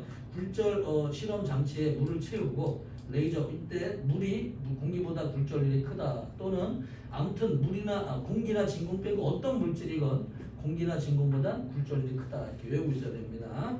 진행 방향을 관찰한 실험 결과로 가능한 것을 보고에서 인대로 고르시오. 기억. 자, 공기 중에서 들어가는데 일부분 반사가 되고 일부분 굴절이 들어갔어요. 가능합니다. 자, 니은. 자, 물에서 이 공기 중에서 물로 쐈는데 굴절률이 작은 공기에서 물로 쏴서 100% 전반사를 일어나는 게 불가능합니다. X. 디귿. 자, 이 물 속에서 공기 중으로 다시 반사가 물 속으로 반사되는 건 맞는데 굴절률이 작은 공기 중으로 가면서 법선과 이런 거리도 좁아지지는 않아요. 디귿 X. 자, 리을. 자, 물에서 공기 중으로 나갈 때 100% 전반사는 가능합니다. 답은 기억과 리을 두 가지가 맞고요. 각도에 크고 작은 거에 초점을 맞춰보세요. 3번 그림은 임기각이 30도인 매질에서 공기 중으로 진행하는 모습을 나타낸 것이다. 이에 대한 설명으로 옳은 거는 0, 옳지 않은 건 X로 표하시에요. 자, 30도에 됐더니 굴절각이 90도가 됐어요. 자, 굴절각은 0도이고 반사각은 30도이다. X. 굴절각은 90도입니다. 자, 그 다음에 입사각이 45일 땐 당연히 전반사가 생길 겁니다. 4번 전반사를 이용한 예로 옳은 것만을 보고해서 임대를 고른 것은 잔망경, 내시경, 강섬유 맞습니다. 신기류는 굴절 현상이다. 저번 시간에 배웠죠. 5번 강섬유에 대한 다음 내용 중 가로 안에 알맞은 말을 쓰시오. 강섬유는 빛을 전송할 수 있는 섬유 모양의 관으로 굴절률이 작은 클레딩이 굴절률이 큰 코 부분을 감싸고 있는 구조이다. 코에 입사된 빛은 코와 클레딩의 전기면에서 전반사한다. 6번은 그냥 중요하지 않으니까 넘어갑니다. 자, 전자기파 좀 설명해 드릴게요. 그럼 전자기파가 뭐냐? 자, 이거 간단히 할 거니까 이거 외우는 거예요. 전자기파는 전자기파. 자, 전자기파 있죠? 전자기파. 그냥 뭐 이게 뭐 감마선도 있고요. 그 다음에 뭐 X선도 있고요. 크게 좀 보자. 자, 파장이 짧은 거. 여기 이 파장이 진동수가 크고요. 파장이 짧고, 그 다음에 에너지가 많은 이런 거 순서로 적어볼게요. 감마파. 그 다음에 X선. 그 다음에 자외선, 그 다음에 가시광선, 그 다음에 뭐 적외선, 그 다음에 뭐 전파, 뭐 이렇게 오른쪽으로 갈수록 진동수는 작고 파장은 길고 에너지는 작은 이런 빛들 수수들을 적었습니다. 자, 그래서 오른쪽으로 왼쪽으로 갈수록 어떤 특징을 가지냐면은 에너지가 많아요. 이런 것들은 투과력, 원자 사이를 통과해 버립니다. 투과력이 커지는데 올수록 투과력은 작아지죠. 그래서 가시광선 이상으로 화살이 길어지게 되면은 투과력은 없어집니다. 에너지는 많다. 자, 그럼 어디에 많이 쓰일 것이냐, 여러분들은 이제 특징들이 좀 있어요. 몇 가지. 자, 이제 전파는 두 가지로 나뉩니다. 우리 책에는 뭐 이제 FM 주파수에 쓰이는 것도 있고요. 마이크로웨이브라는 것도 있고, 마이크로웨이브, 전자레인지, 마이크로웨이브에도 있고요. 그 다음에는 뭐 AM, FM 이거 뭐라고 부르더라? 그냥 뭐 케이블카, 케이블 전파 뭐라고 부르던데. 아무튼 뭐 이렇게 있어요. 자, 그러면 감마, 이거 감마라고 있는 거야. 감마파. 우리 헐크 영화 봤어요? 헐크? 감마파 써가지고 아저씨가 이상해졌잖아. 초록색 괴물로. 그게 감마파입니다. 그냥 투과력을 지나가는데 진동수가 너무나 크기 때문에 사람 몸을 이기는 원자들을 너무 많이 진동하니까 온도가 급격히 마찰에 의해서 온도가 올라가죠. 화상을 입는다 이런 얘기죠. 지나가면서 세포들이 다 익어버려요. 다른 말로는 그냥 쉽게는 화상이라고 얘기를 하고, 에너지가 너무 많아서 뭐 원자들을 너무나 빨리 진동을 시켜서 마찰에 의한 열이 생겨버리는 겁니다. 투과력이 강해가지고요. 이놈들은 이 비파괴 검사, 우리 빌딩 같은 경우에 이제 이 빌딩 같은 경우에 보면은 이 시멘트로 만들어진 건물에 눈에 보이지 않지만 철근으로 있잖아요. 이게 쭉 들어있는 철근들이 이렇게 철근들을 용접을 시켜가지고 이렇게 쭉쭉쭉 이걸 해놓고, 이 철근이 나중에 끊어지면은 시멘트가 금이 가면서 나중에 부서질 수가 있게 돼요. 그런데 이 시멘트 안에 들어있는 이 쇳덩어리 철근들을 이게 과연 끊어졌는지 안 끊어졌는지 확인하려면은 시멘트를 파괴시켜. 그 다음에 확인하는 방법이 있겠죠. 그런데 이걸 파괴하지 않고 알아낼 수 있는 방법이 있어요. 그런 것들을 비파괴 검사라고 부릅니다. 비파괴. 그러면은 얘네들은 시멘트는 통과해. 하지만 철근은 통과할 수가 없기 때문에 여기에 철근 사이로 빛이 통과됐다 그러면은 여기는 이 철근이 끊어졌구나 알 수 있게 되는데, 이런 방법을 비파괴 검사라고 부릅니다. 자, 그다음에 사람들이 이제 암이 걸렸을 때 항암 치료를 할 때가 있어요. 항암 치료가 약물에 의한 치료가 있고, 그다음에 방사선에 의한 치료가 있는데, 약물에 의한 치료했는데 사람이 낫질 않아. 그러면은 이 세포가, 얘들아 보자. 세포가 암이 뭔지 말해줄까요? 암 중에서 가장 위험한 암이 림프종입니다. 림프종 알고 있어요? 림프종. 이게 모세혈관에 있는 적혈구들이 일부러 모혈을 쭉 지나가는데 간혹 암세포들이 떨어져 나와가지고 암세포들이 피를 타고서 이렇게 가다가 딱 달라붙으면 거기 이제 암세포가 자라기 시작을 합니다. 근데 림프종은 뭐냐면은 사람의 모든 혈액이 모이는 곳들이 있어요. 그래서 거기에서 모두 이제 이렇게 쭉 퍼져나가는 곳을 림프종. 그러니까 사람의 겨드랑이나 목 부근 이런 데 있잖아, 사타구니 이런 쪽에 림프종이 있어가지고 다리 쪽으로 들어가는 모든 모세혈관 정맥대열 이런 것들이 합쳐지는 곳이 있어요. 나갔다가 합쳐지는데 이 부위 부근에서 암이 만들어지게 되면은 이걸 타고서 한쪽이 다 전달돼 버립니다. 이걸 전이한다고 얘기를 해요. 암이 전이해 버립니다. 전이하면은 그쪽 이제 이게 쓸 수가 없게 되는 거야. 한번 전이했다 이게 자체가 이제 암 덩어리가 되는 거예요. 이놈들이. 그러면서 모세혈관한테 자기 세포를 주면 또 다른 쪽으로 점점 퍼져나가서 이 세포가 전이 되면은 내 말을 듣지는 않아. 이 세포는 간이면 간의 역할을 해야 되는데 간이 간의 역할을 하지 않아요. 위면 위 역할을 해야 되는데 역할을 하지 않습니다. 세포들이 이렇게 자기가 들어 있는 곳에 위치에 맞는 역할을 해야 되는데 그렇지 못하는 걸 암세포라고 불러요. 이런 놈들은 특징이 전이하는 특징을 가지고 있어요. 그래서 이놈들이 지금 전이하기 전에 여기 부분을 없애야 되겠다 그럴 때는 이제 감마선을 쏘아줍니다. 대신에 단점이 있죠. 그렇죠? 이거 방사선 치료에 쓰여서 죽이긴 하는데 극소수 약하게 만들어야 돼요. 세게 만들면은 이 사람 여기가 다 죽어버려. 세포가 죽으면. 그래서 약하게 만들어서 그 부분을 쓰여주게 됩니다. 대신에 정상세포도 모두 죽는다는 단점을 가지고 있어요. 그래서 이 방사선 치료는 약물치료를 하다가 도저히 약물치료는 방법이 없다. 지구상에 있는 약물로는 어떤 걸 써도 답이 없다. 그럴 때 마지막 쓰는 방법입니다. 방사선 치료를 했다 그런 사람들은 이제 이 암치료 방법에 인간이 할 수 있는 마지막 방법이라고 보면 돼요.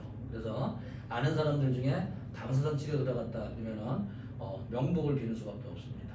그래서 아주 많은 부분의 정상세포도 죽기 때문에 이 사람이 암이 낫는다고 하더라도 정상적으로 살기는 몹시 힘든 방법이야. 하지만 마지막에 쓸 수 있는 방법이에요.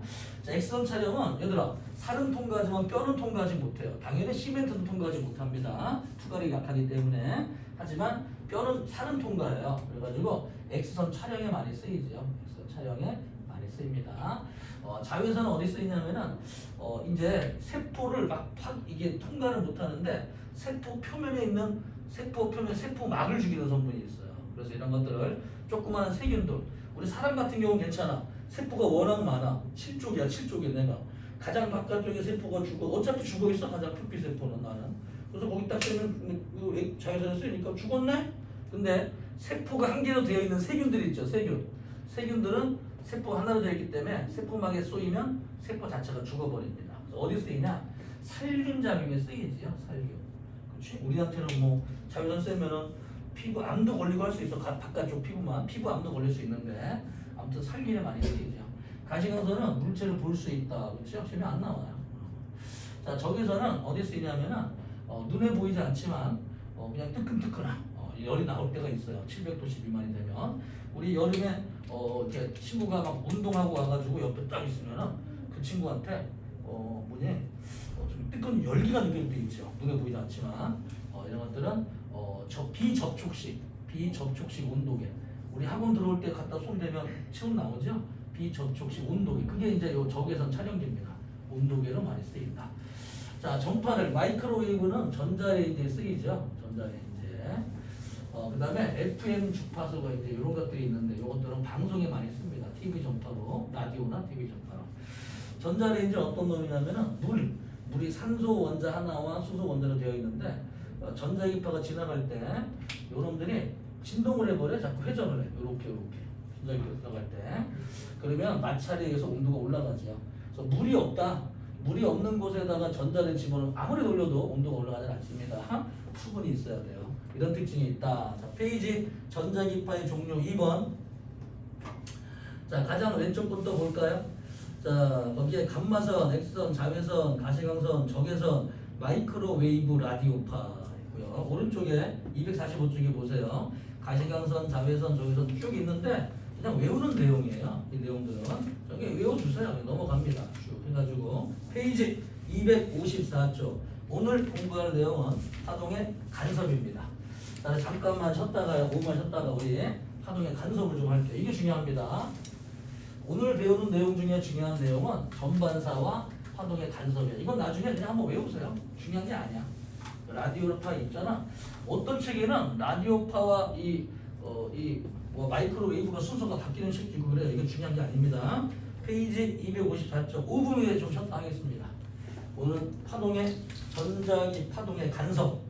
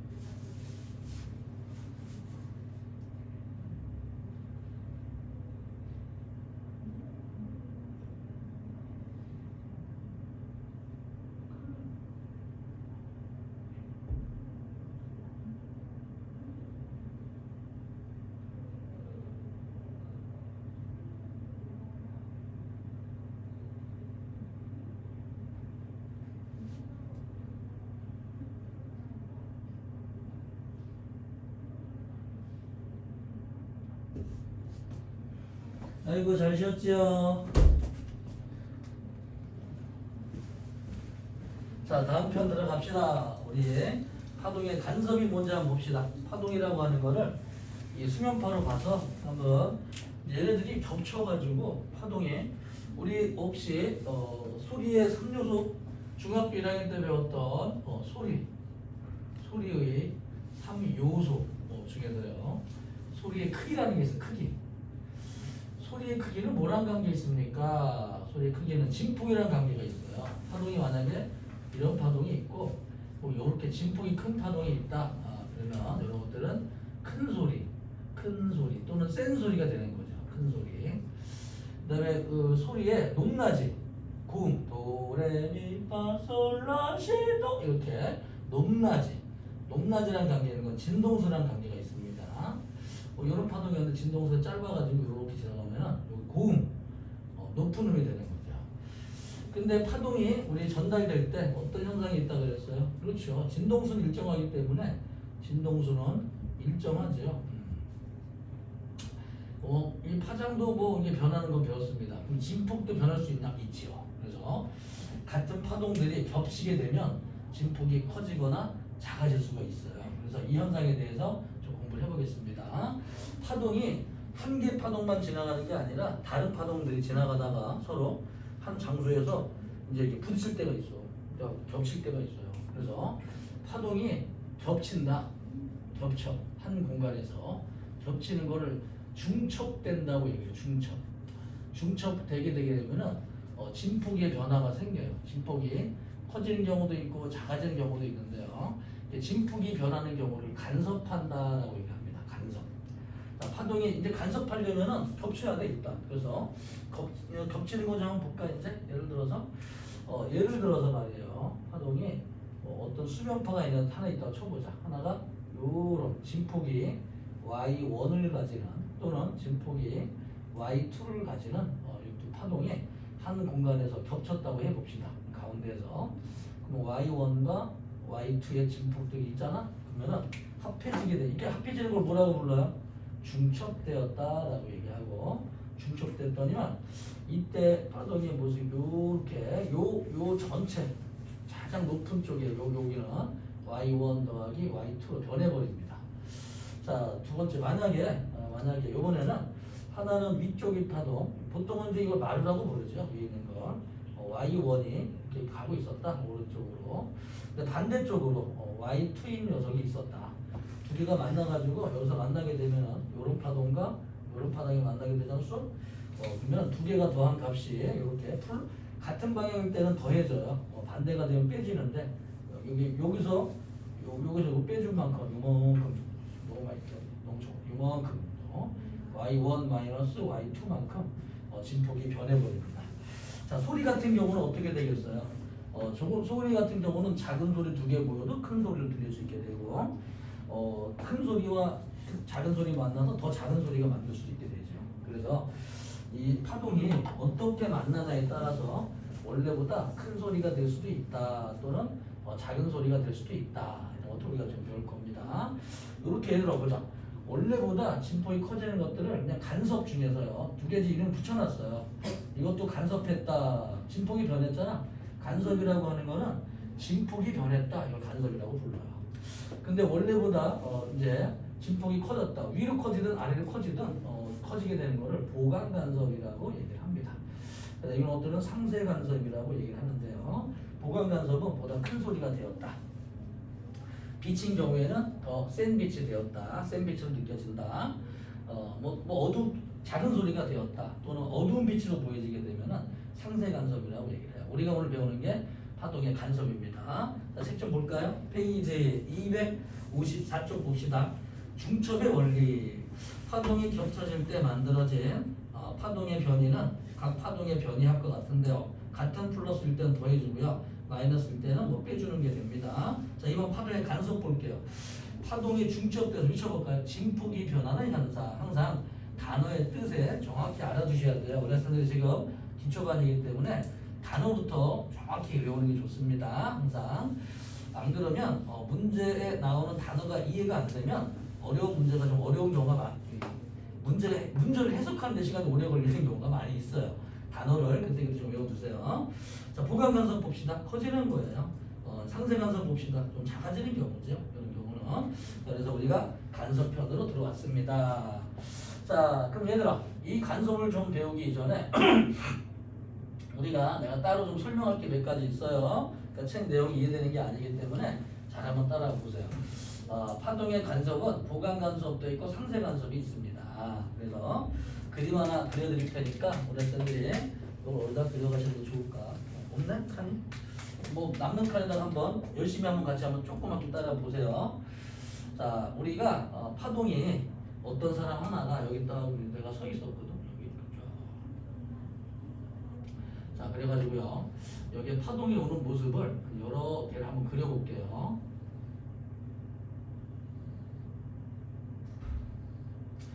이 파동이 겹친 다음에는 그 다음에 어떻게 됩니까? 원래 모습 그대로 유지가 되면서 진행합니다. 원래 있던 파동 모양 그대로 유지가 돼요. 물질들 같은 경우는 꽝 부딪혀가지고 운동량, 충격량 이렇게 막 이렇게 어떻게 될 텐데 얘는 그러질 않아요. 파동이라고 하는 거는 겹쳐 있는 순간의 모습도 있지만 그 다음에는 원래 모습을 가지고 그대로 가지고 있기 때문에 서로가 겹쳐 있는 순간에만 영향을 주고받지 그 공간을 벗어나게 되면 영향을 주지 못하고 원래 모습을 유지합니다. 이런 것들을 파동은 각각 하나의 독립성을 가지고 있다. 파동의 독립성을 가지고 있다라고 얘기를 해요. 자, 여기에 파동을 이제 만약에 한번 이렇게 한번 해볼까요? 이렇게.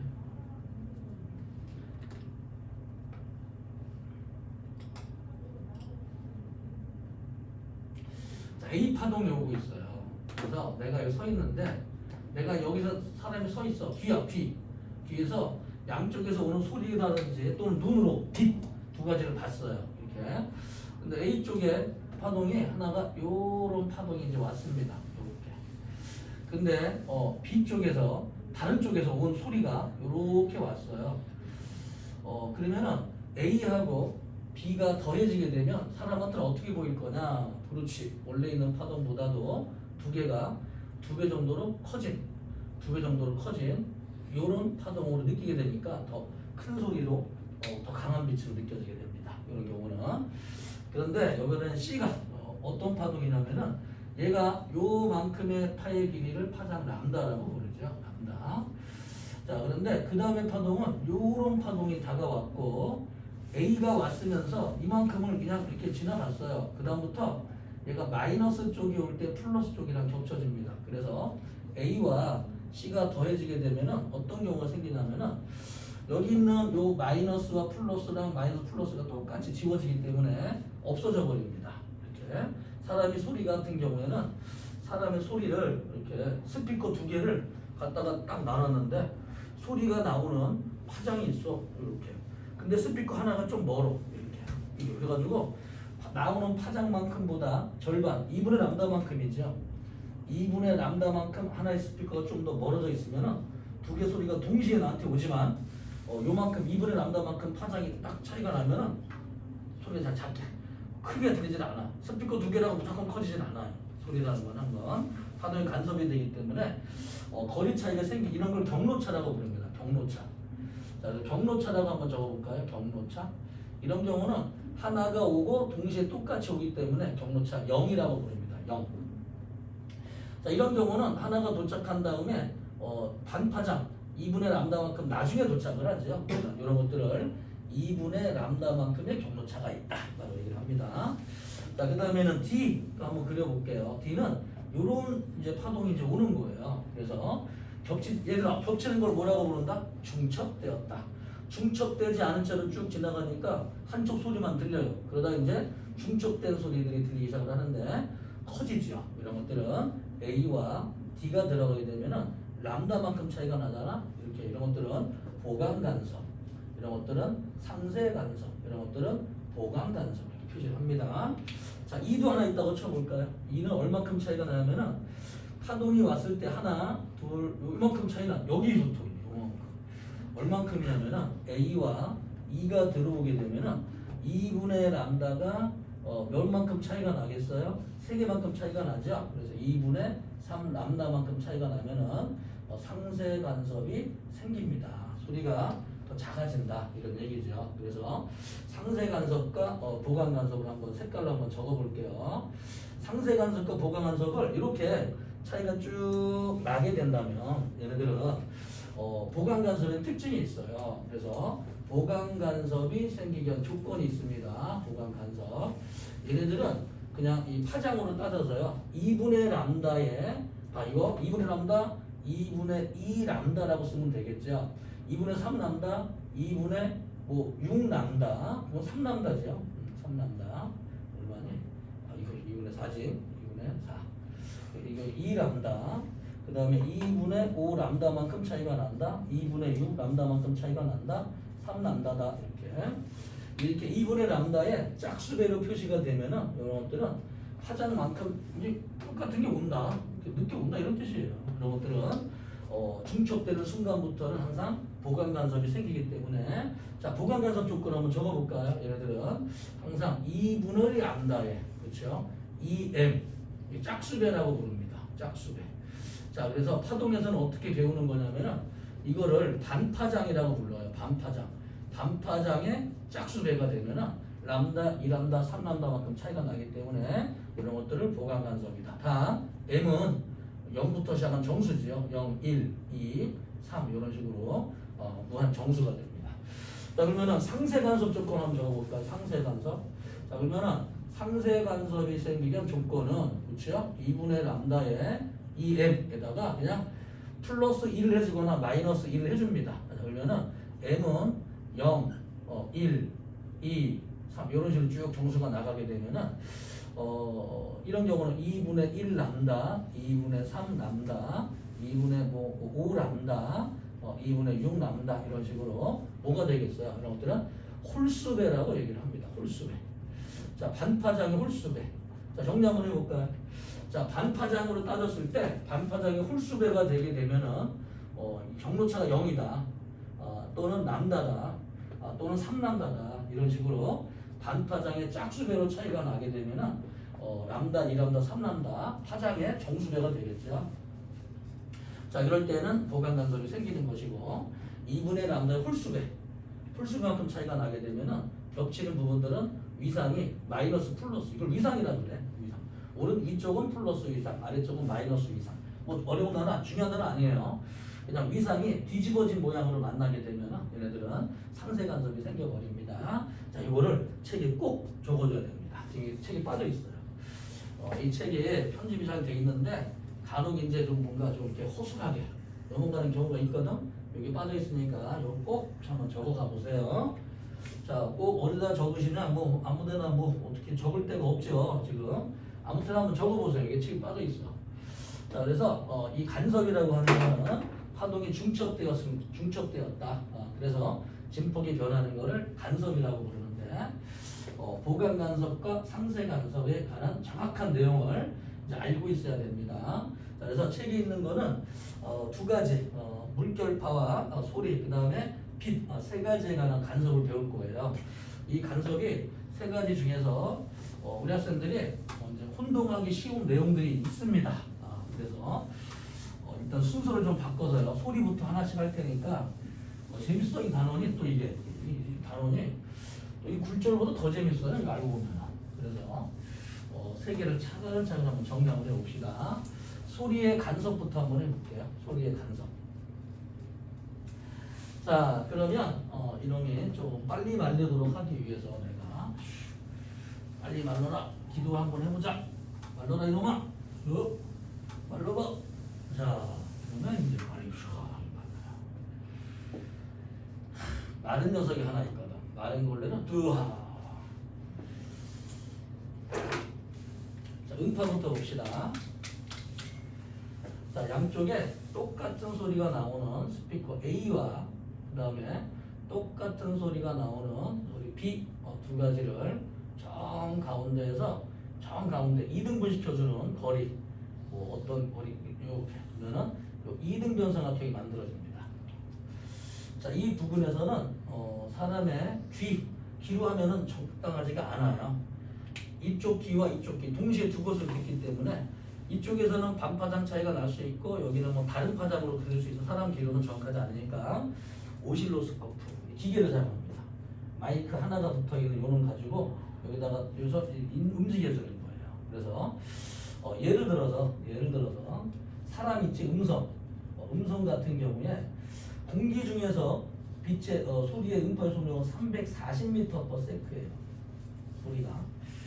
그런데 남성의 경우와 여성의 경우 진동수가 다르죠. 남성은 약 1000Hz의 소리를 만듭니다. 성대가. 여자는 평균적으로 2000Hz 소리가 나와요. 물론 이제 화나면 더 고음이 되겠지만.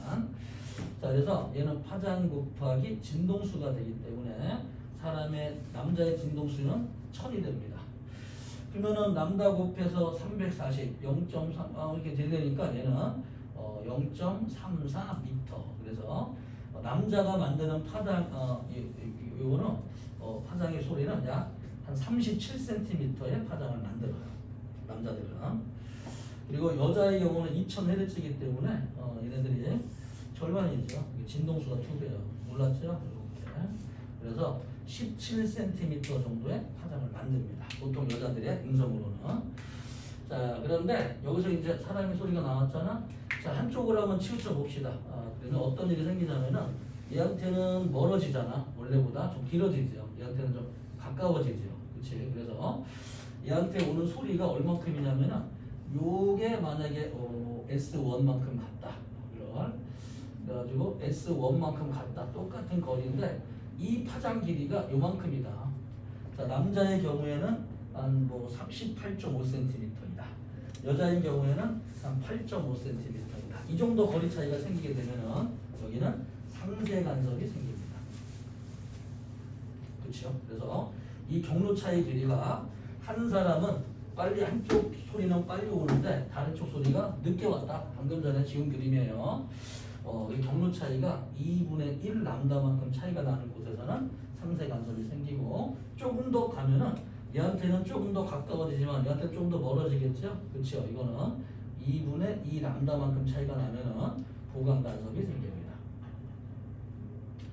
자, 그리고 조금 더 멀어지게 되면은 2분의 3 람다만큼 차이가 나면 여기는 다시 상세 간섭이 생기고 다시 2분의 4 람다만큼 차이가 나면은 보강 간섭이 생기는 지점들이 간섭 쪽. 여기는 당연히 보강 간섭이에요. 경로차가 없기 때문에.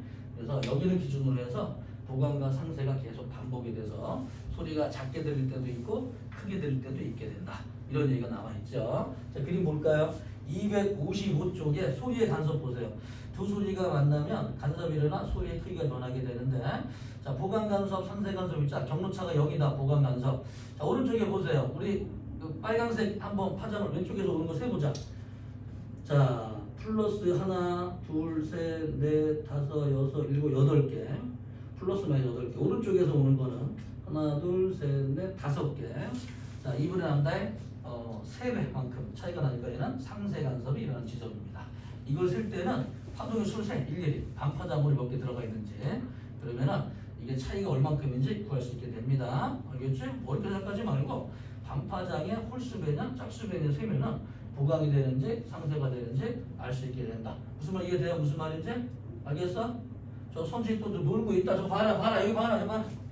여기는 지금 하나 둘 셋 넷 다섯 여섯 일곱 여덟 이렇게 들어가 있고 여기는 하나 둘 셋 넷 다섯 개.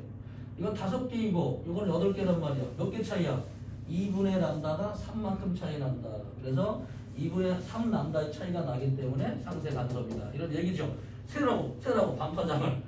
그러면 파동은 쉬워요. 자, 두 번째 오늘은 철수와 영에 관한 얘기를 해드릴 테니까 잘 보세요. 이거 안 그러면 파입니다. 페이지 254쪽 물결파에 간섭할 거예요. 여기 어려워 물결파의 간섭이. 자, 정신 안 차리면 어려워요. 자, 왜 어렵냐? 자, 철수라는 학생과 영이라는 학생 둘이서 이제 연애를 했습니다. 마음이 맞아가지고 대학생들이야. 그래가지고 야 우리 미팅에서 만났는데 너 우리 집에서부터 우리 100m 멀어진 곳에서 만나자. 그래 나도 100m이고 서로 좋았어. 근데 얘가 남자들은 99% 이래.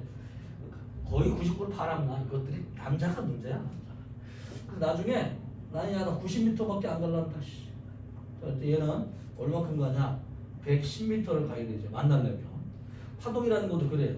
정 가운데 경로차가 0인 지점이 있어. 여기서 10m를 벗어났다. 이렇게. 그러면 경로차로 따지면 얼마냐? 얘도 똑같은 90m만큼. 그치요?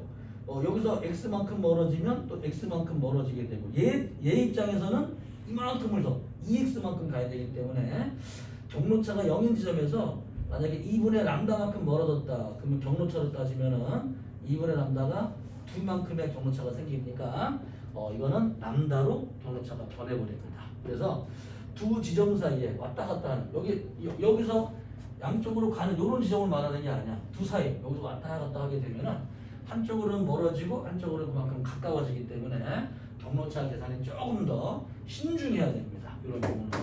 그래서 한쪽으로 결론은 이렇게 x만큼 이동을 하면 경로차가 0인 점에서 이 경로차가 0인 점에서 x만큼 이동을 했을 때 실제 느끼는 경로차는 항상 그거의 2배가 된다. 이런 얘기였어요. 자, 그러면 이제 왼쪽 그림 한번 그려보자. 페이지에 254쪽에 파동이 시작되는 하나의 파원이 있어요. 그래서 여기서 파동 S1이라는 파원에서 물 위에다가 테니스공 하나 집어넣고서 둥둥둥둥 해주면은 조금만 이제 파동이 생깁니다. 자, 이거를 한번 더 그림을 한번 그려볼 테니까 잘 보세요. 자, 이게 파면이야. 그래가지고 파장 람다인 파면이 만들어졌어요. 이렇게.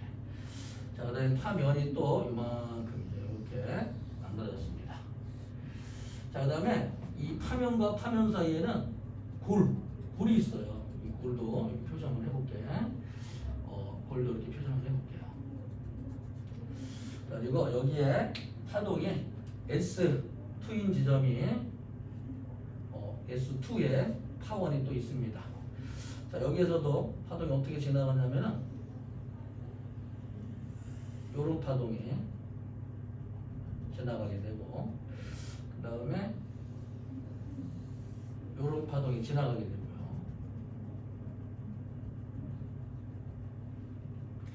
그 다음에 요런 파동이 지나가면서 여러분들이 이제 중첩을 하는 거죠. 자, 그래서 이 파동을 보니까 이 사이에 S1과 S2 사이를 보게 되면은 파면이 하나, 둘, 세 개 들어가 있죠. 둘 사이의 간격은 3람다입니다. 자, 여기 정 가운데 얘들아, 정 가운데 볼까요? 정 가운데. 정 가운데에는 하나가 마루가 오면 골이 오면 골, 하나가 마루가 오면 마루 골 이렇게 합쳐지는 지점이 있어요. 이 부분이 경로차가 0인 지점이에요. 얘로부터 거리가 1.5람다, 1.5람다. 자, 그런데 여기서 좀 멀어지게 되면은 하나는 마루와 하나는 이제 골, 하나는 마루와 골이 이제 이 맞추는 점들이 있습니다. 요런 점들을 쭉 적게 되면은 요 점들은 어떤 점이 되냐면은 항상 상세 간섭이 생겨요.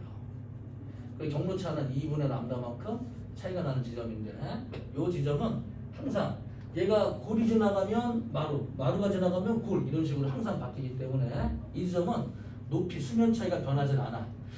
자, 보통 이렇게 높은 쪽도 있고 또는 진폭이 보강 간섭이 생기게 되면은 보강 간섭이 생기는 부분은 위로도 크지만 아래쪽도 큰 거 왔다 갔다 합니다. 이렇게 얘네들은 진폭이 두 배로 커지면서 근데 계속 상세 간섭이 생기면 위아래로 진동하진 않아요.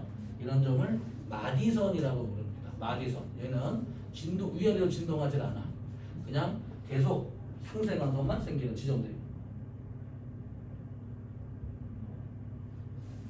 자, 그래서 마루마루 골골 마루마루 골골 마루마루 연결된 섬이 있죠. 선들 이런 것들은 이제 보강 간섭이 생기게 되고 자, 그 다음에 여기 마루골 마루골 이렇게 쭉 연결된 선들을 쭉 그리다 보게 되면은 여기도 마디선이 나와요. 이거를 제1 마디선, 요거는 제2 마디선이라고 부르는데 자, 우리한테 문제는 요거예요. 뭐냐면은 이 부분이 보강 간섭을 할 거냐 상세 간섭을 할 거냐. 책 한번 봅시다. 페이지 254쪽의 가장 왼쪽 그림 아래.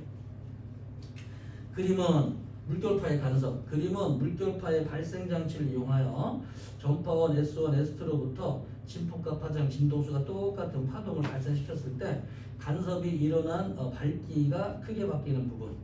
자, 거기 Q 봅시다. P점은 실선. 자, 마루와 마루가 연결되어 있죠. 이런 것들은 보강 간섭. 점선으로 되어 있는 것이 있고 Q점 보세요. Q점은 보강 간섭. 그 다음에 점선으로 되어 있는 R. 여기는 이 마루와 이 골이 부딪히는 점들이죠. 딱 보면은 얘네들은 상세 간섭. 그 다음에 실선대 통과하고 S를 통과하는 거는 마루와 이 골이 지나가는 연장선들이 지나가죠. 우리 거기 적어볼까요? 보강 간섭 제1 마디선 적어보세요. 제1 마디선. 여기는 물결파의 진동이 변하지 않습니다. 자, 그러면 요거 볼게. 랄라랄랄라 물결파의 특징. 또 이제 그림이 생략돼 있으니까 잘 따라보세요. 그만 좀 자라.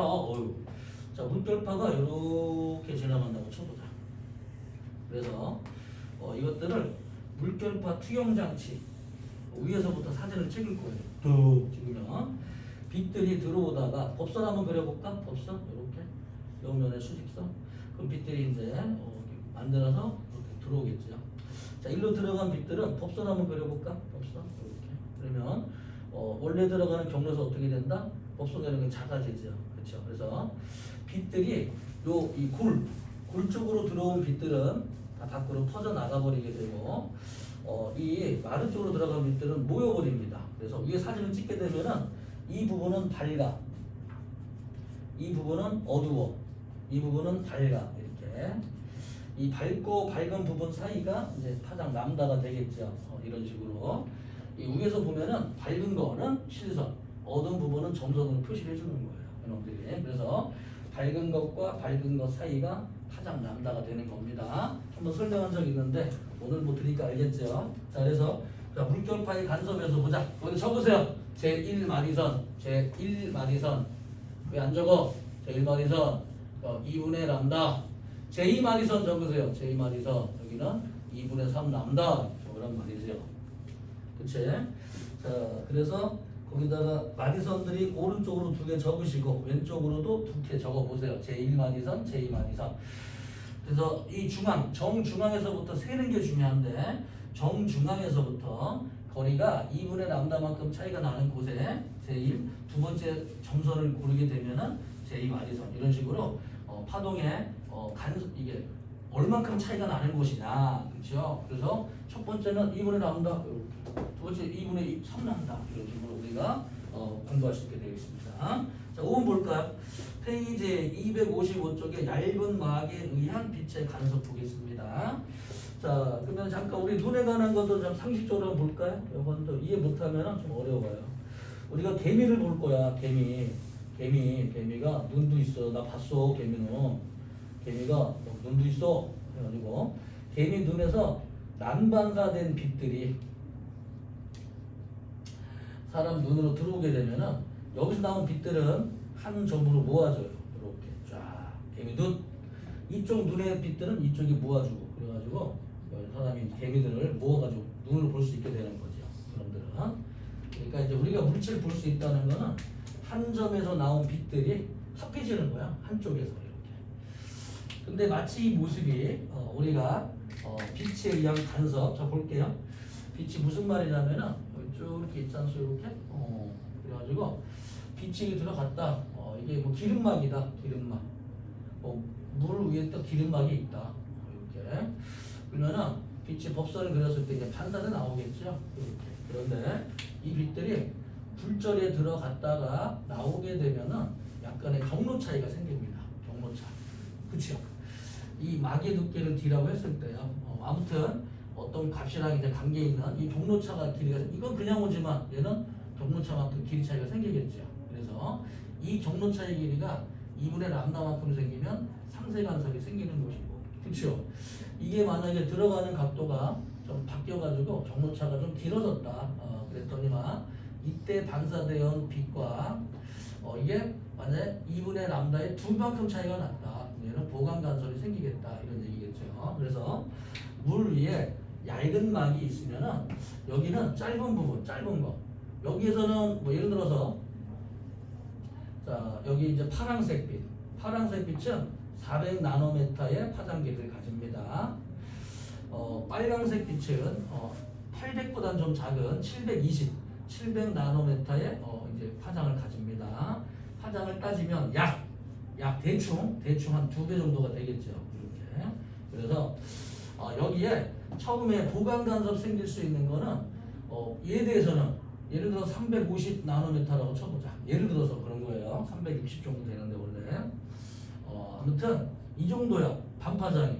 하지만 360이면 얘한테는 거의 파장 람다에 가깝습니다. 그래서 파란색에 대해서는 보강 간섭이 생기지만 빨간색에 대해서는 상쇄 간섭이 생기기 때문에 여기서는 파란색이 보이게 되고 거리가 조금 멀어지게 되면은 이거보다 파장이 조금 더 길어진 파장 있잖아. 뭐 초록색, 그 다음에 뭐 노란색, 그 다음에 빨간색 이런 식으로 우리 눈에 볼 때는 무지개 빛깔들이 이렇게 보강 간섭을 하게 돼 있어요. 이런 것들이 파장에 따라서 보강 간섭하는 이거 파장의 길이에 따라서 경로의 길이가 달라지기 때문에 이렇게 변화가 생깁니다. 그러면 선생님 만약에 우리 렌즈를 하나 만들어서요. 그래 너 좋은 생각을 했다. 그래 여기 사람의 렌즈 우리 렌즈 이거 렌즈야 렌즈고 내가 렌즈 그린 거 여기에다가 투명한 막을 갖다 입혀놓으면 어떻겠습니까? 그런 짓을 왜 하는데? 자 보자. 투명한 짧은 막인데 내가 좀 두껍게 그려볼게요. 여기다가 그 막을 원래는 얇아요. 굉장히 얇은데 이 막을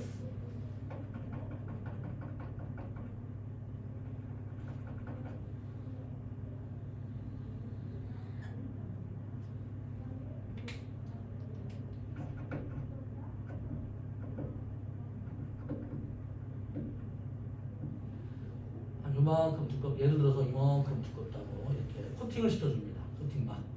그래서 이 두께 길이가 우리가 보통 쓰는 빛들이 어떤 빛이냐면은 빛들이 들어가죠. 이렇게 빛이 들어갔다가 반사되는 빛도 있고요. 들어갔다가 반사되는 빛이 있는데 요 거리가 우리가 쓰는 파장의 2분의 람다만큼의 차이를 만들어줍니다. 그러면 나오는 빛들이랑 2분의 람다 차이니까 람다 차이가 나죠. 보강 간섭이 생겨요. 이런 거는. 그런데 우리가 들어가는 파장 람다의 4분의 람다의 두께를 만들어줍니다. 그러면 들어간 빛과 나간 빛들이 얼마큼 차이가 나겠어요? 얘는 2배인 2분의 람다만큼 차이가 나니까 그냥 나오는 빛과 그렇죠? 경로 차이는 2분의 람다가 되면서 얘네들은 상쇄가 돼서 없어집니다. 그래서 이 렌즈를 갖다가 우리가 보통 쓰는 가시광선, 우리가 보는 가시광선, 그렇죠? 이런 초록색이라든지 노란색, 빨간색이라든지 이런 빛들에 관해서 약 3분의 람다 정도, 약 3분의 람다 정도가 되는 두께로 만들어줘요. 자 그러면은 들어갔다가 나온 빛들은 3분의 얼마가 되니? 1보다 2람다 정도, 그렇죠?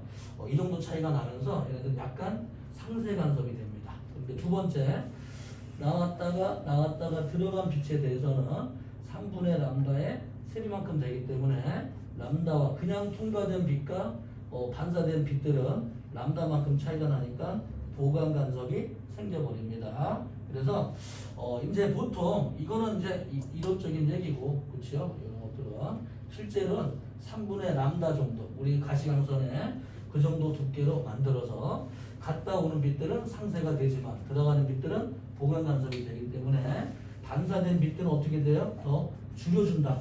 그렇죠?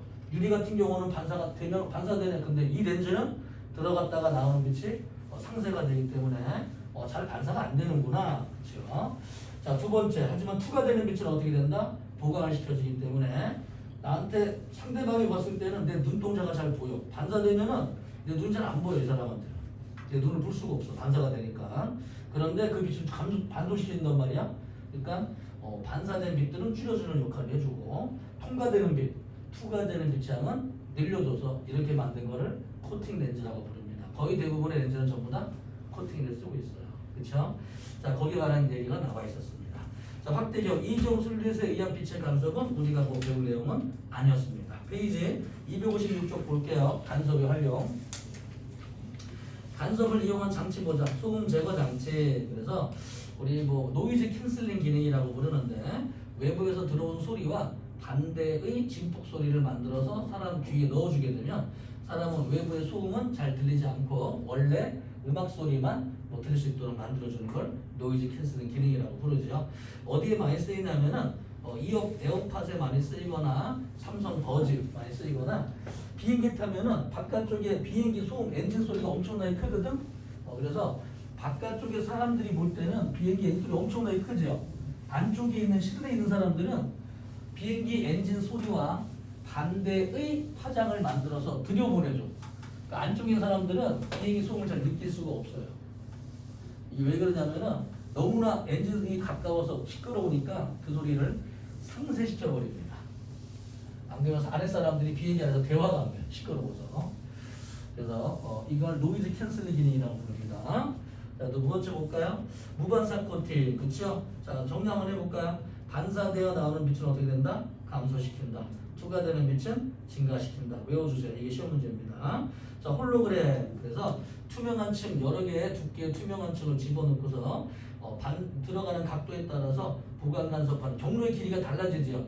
투명한 층의 두께가 여러 개가 있으면 경로의 길이가 달라지기 때문에 보강 간섭하는 빛의 파장이 달라지게 되면서 다른 파장의 빛으로 이렇게 모양을 만들 수 있게 되는 걸 홀로그램 기술이라고 부릅니다. 자, 이번 간섭의 이용 볼게요. 여러 가지 악기 소리들도 간섭하면 크거나 소리가 작게 만들 수 있고, 공연장 설계도 사람들이 소리가 간섭돼서 약해지지 않도록 특별하게 설계하는 거지, 대충 만드는 게 아니고. 자, DVD 정보 재생하는 것도 그렇게 되고요. 자, 모르포 나비, DVD랑 모르포 나비를 설명 한번 해줄게요. DVD 아래쪽에 보면은 원래 이제 우리가 판으로 이렇게 동그랗게 생겼거든. 이렇게 쫙 생겼는데 두께를 보게 되면 이렇게 되고, 여기 안에 보면은 이렇게 쭉 원래 있는데 여기다 홈을 패주는 거야. 그래가지고 홈을 파가지고 화면 있는 부분과 없는 부분, 있는 부분과 없는 부분, 랜드 피트 이렇게 이름을 붙이는데, 확대시켜 보면은 이렇게 홈을 파주는 거예요. 지나가면서 이런 식으로 홈 파줍니다. 자, 이런 길을 전부 한 개 이렇게 정해놨어, 지들끼리. 그래서 빛이 그냥 갔다 오게 되면은 어떻게 돼? 그냥 빛이 람다가 느껴져요. 그런데 여기에 빛이랑 여기 빛이 갔다 오게 되면은 얘는 이 4분의 람다만큼의 깊이를 만들어 버립니다. 그러면은 경로 차이가 얼마가 되냐면은 2분의 람다만큼의 경로 차가 되기 때문에 얘는 상세 간섭이 되거나, 그렇죠? 여기만 쭉 연결돼 있다. 그럼 이거 보강 간섭 생길 것이고, 여기와 동시에 들어오게 되면은 상세 간섭, 보강 간섭, 여기와 상세 간섭, 보강 간섭, 상세 간섭, 이렇게 보강과 상세로 0과 1의 D2를 만들어냅니다. 이런 것들을 DVD 정보라고 부르고. 자, 모르포 나비는 원래 이 사람 이 나비를 갖다가 갈아가지고 이렇게 물감으로 쓰려고 하면은 이 모르포 나비에 이 파란색 부분 있죠? 파란색 부분, 이 부분을 갈아가지고 이 물감으로 만들면 검정색밖에 나오질 않아요. 왜냐면은 여기에 파란색이 아니라, 원래는 파란색 물감이 들어있을 줄 알았어 여기에. 그런데 계속 그만 좀, 아예 진짜 자, 이 부분이 투명한 막으로 돼 있어. 투명한 막으로 돼 있어서 들어가는 빛과 반사된 빛들이 파란 빛깔에 대해서 보강할 수 있는 두께의 투명한 막이 돼 있어요. 그래서 파란색이 보강 간섭을 일으켜서 파랗게 보이는 거지. 실제로는 아래쪽에 검정색과 투명한 색 막으로 되어 있습니다. 몰퍼 나비는. 자, 이걸 이용해 가지고 우리 시중에 나오는 어떤 옷감 보면은 비치는 옷의 색깔에 따라서 좀 달라지게 보이는 이런 옷감을 만들어내고 있어요. 시중에도 이걸 본따서 만든 거야. 자, 페이지 257쪽에 1번 1. 두 파동의 마루와 골이 만나면 합성파의 진폭이 작아진다. 잠깐 마루와 골, 그렇죠. 자, 변이가 같다. 변이 같다는 거는 플러스 플러스 마이너스 마이너스. 두 파동이 중첩되면 진폭이 0이 된다. x 더 커지죠. 플러스든 마이너스든 진폭이 중심에서 커지는 걸 전부 다 보강이라고 불러요. 자, 2번 다음과 같은 파동의 성질을 무엇이라고 하는 뜻이요. 두 파동이 겹쳐질 때 합성파의 변이는 각 파동의 변이의 합과 같다.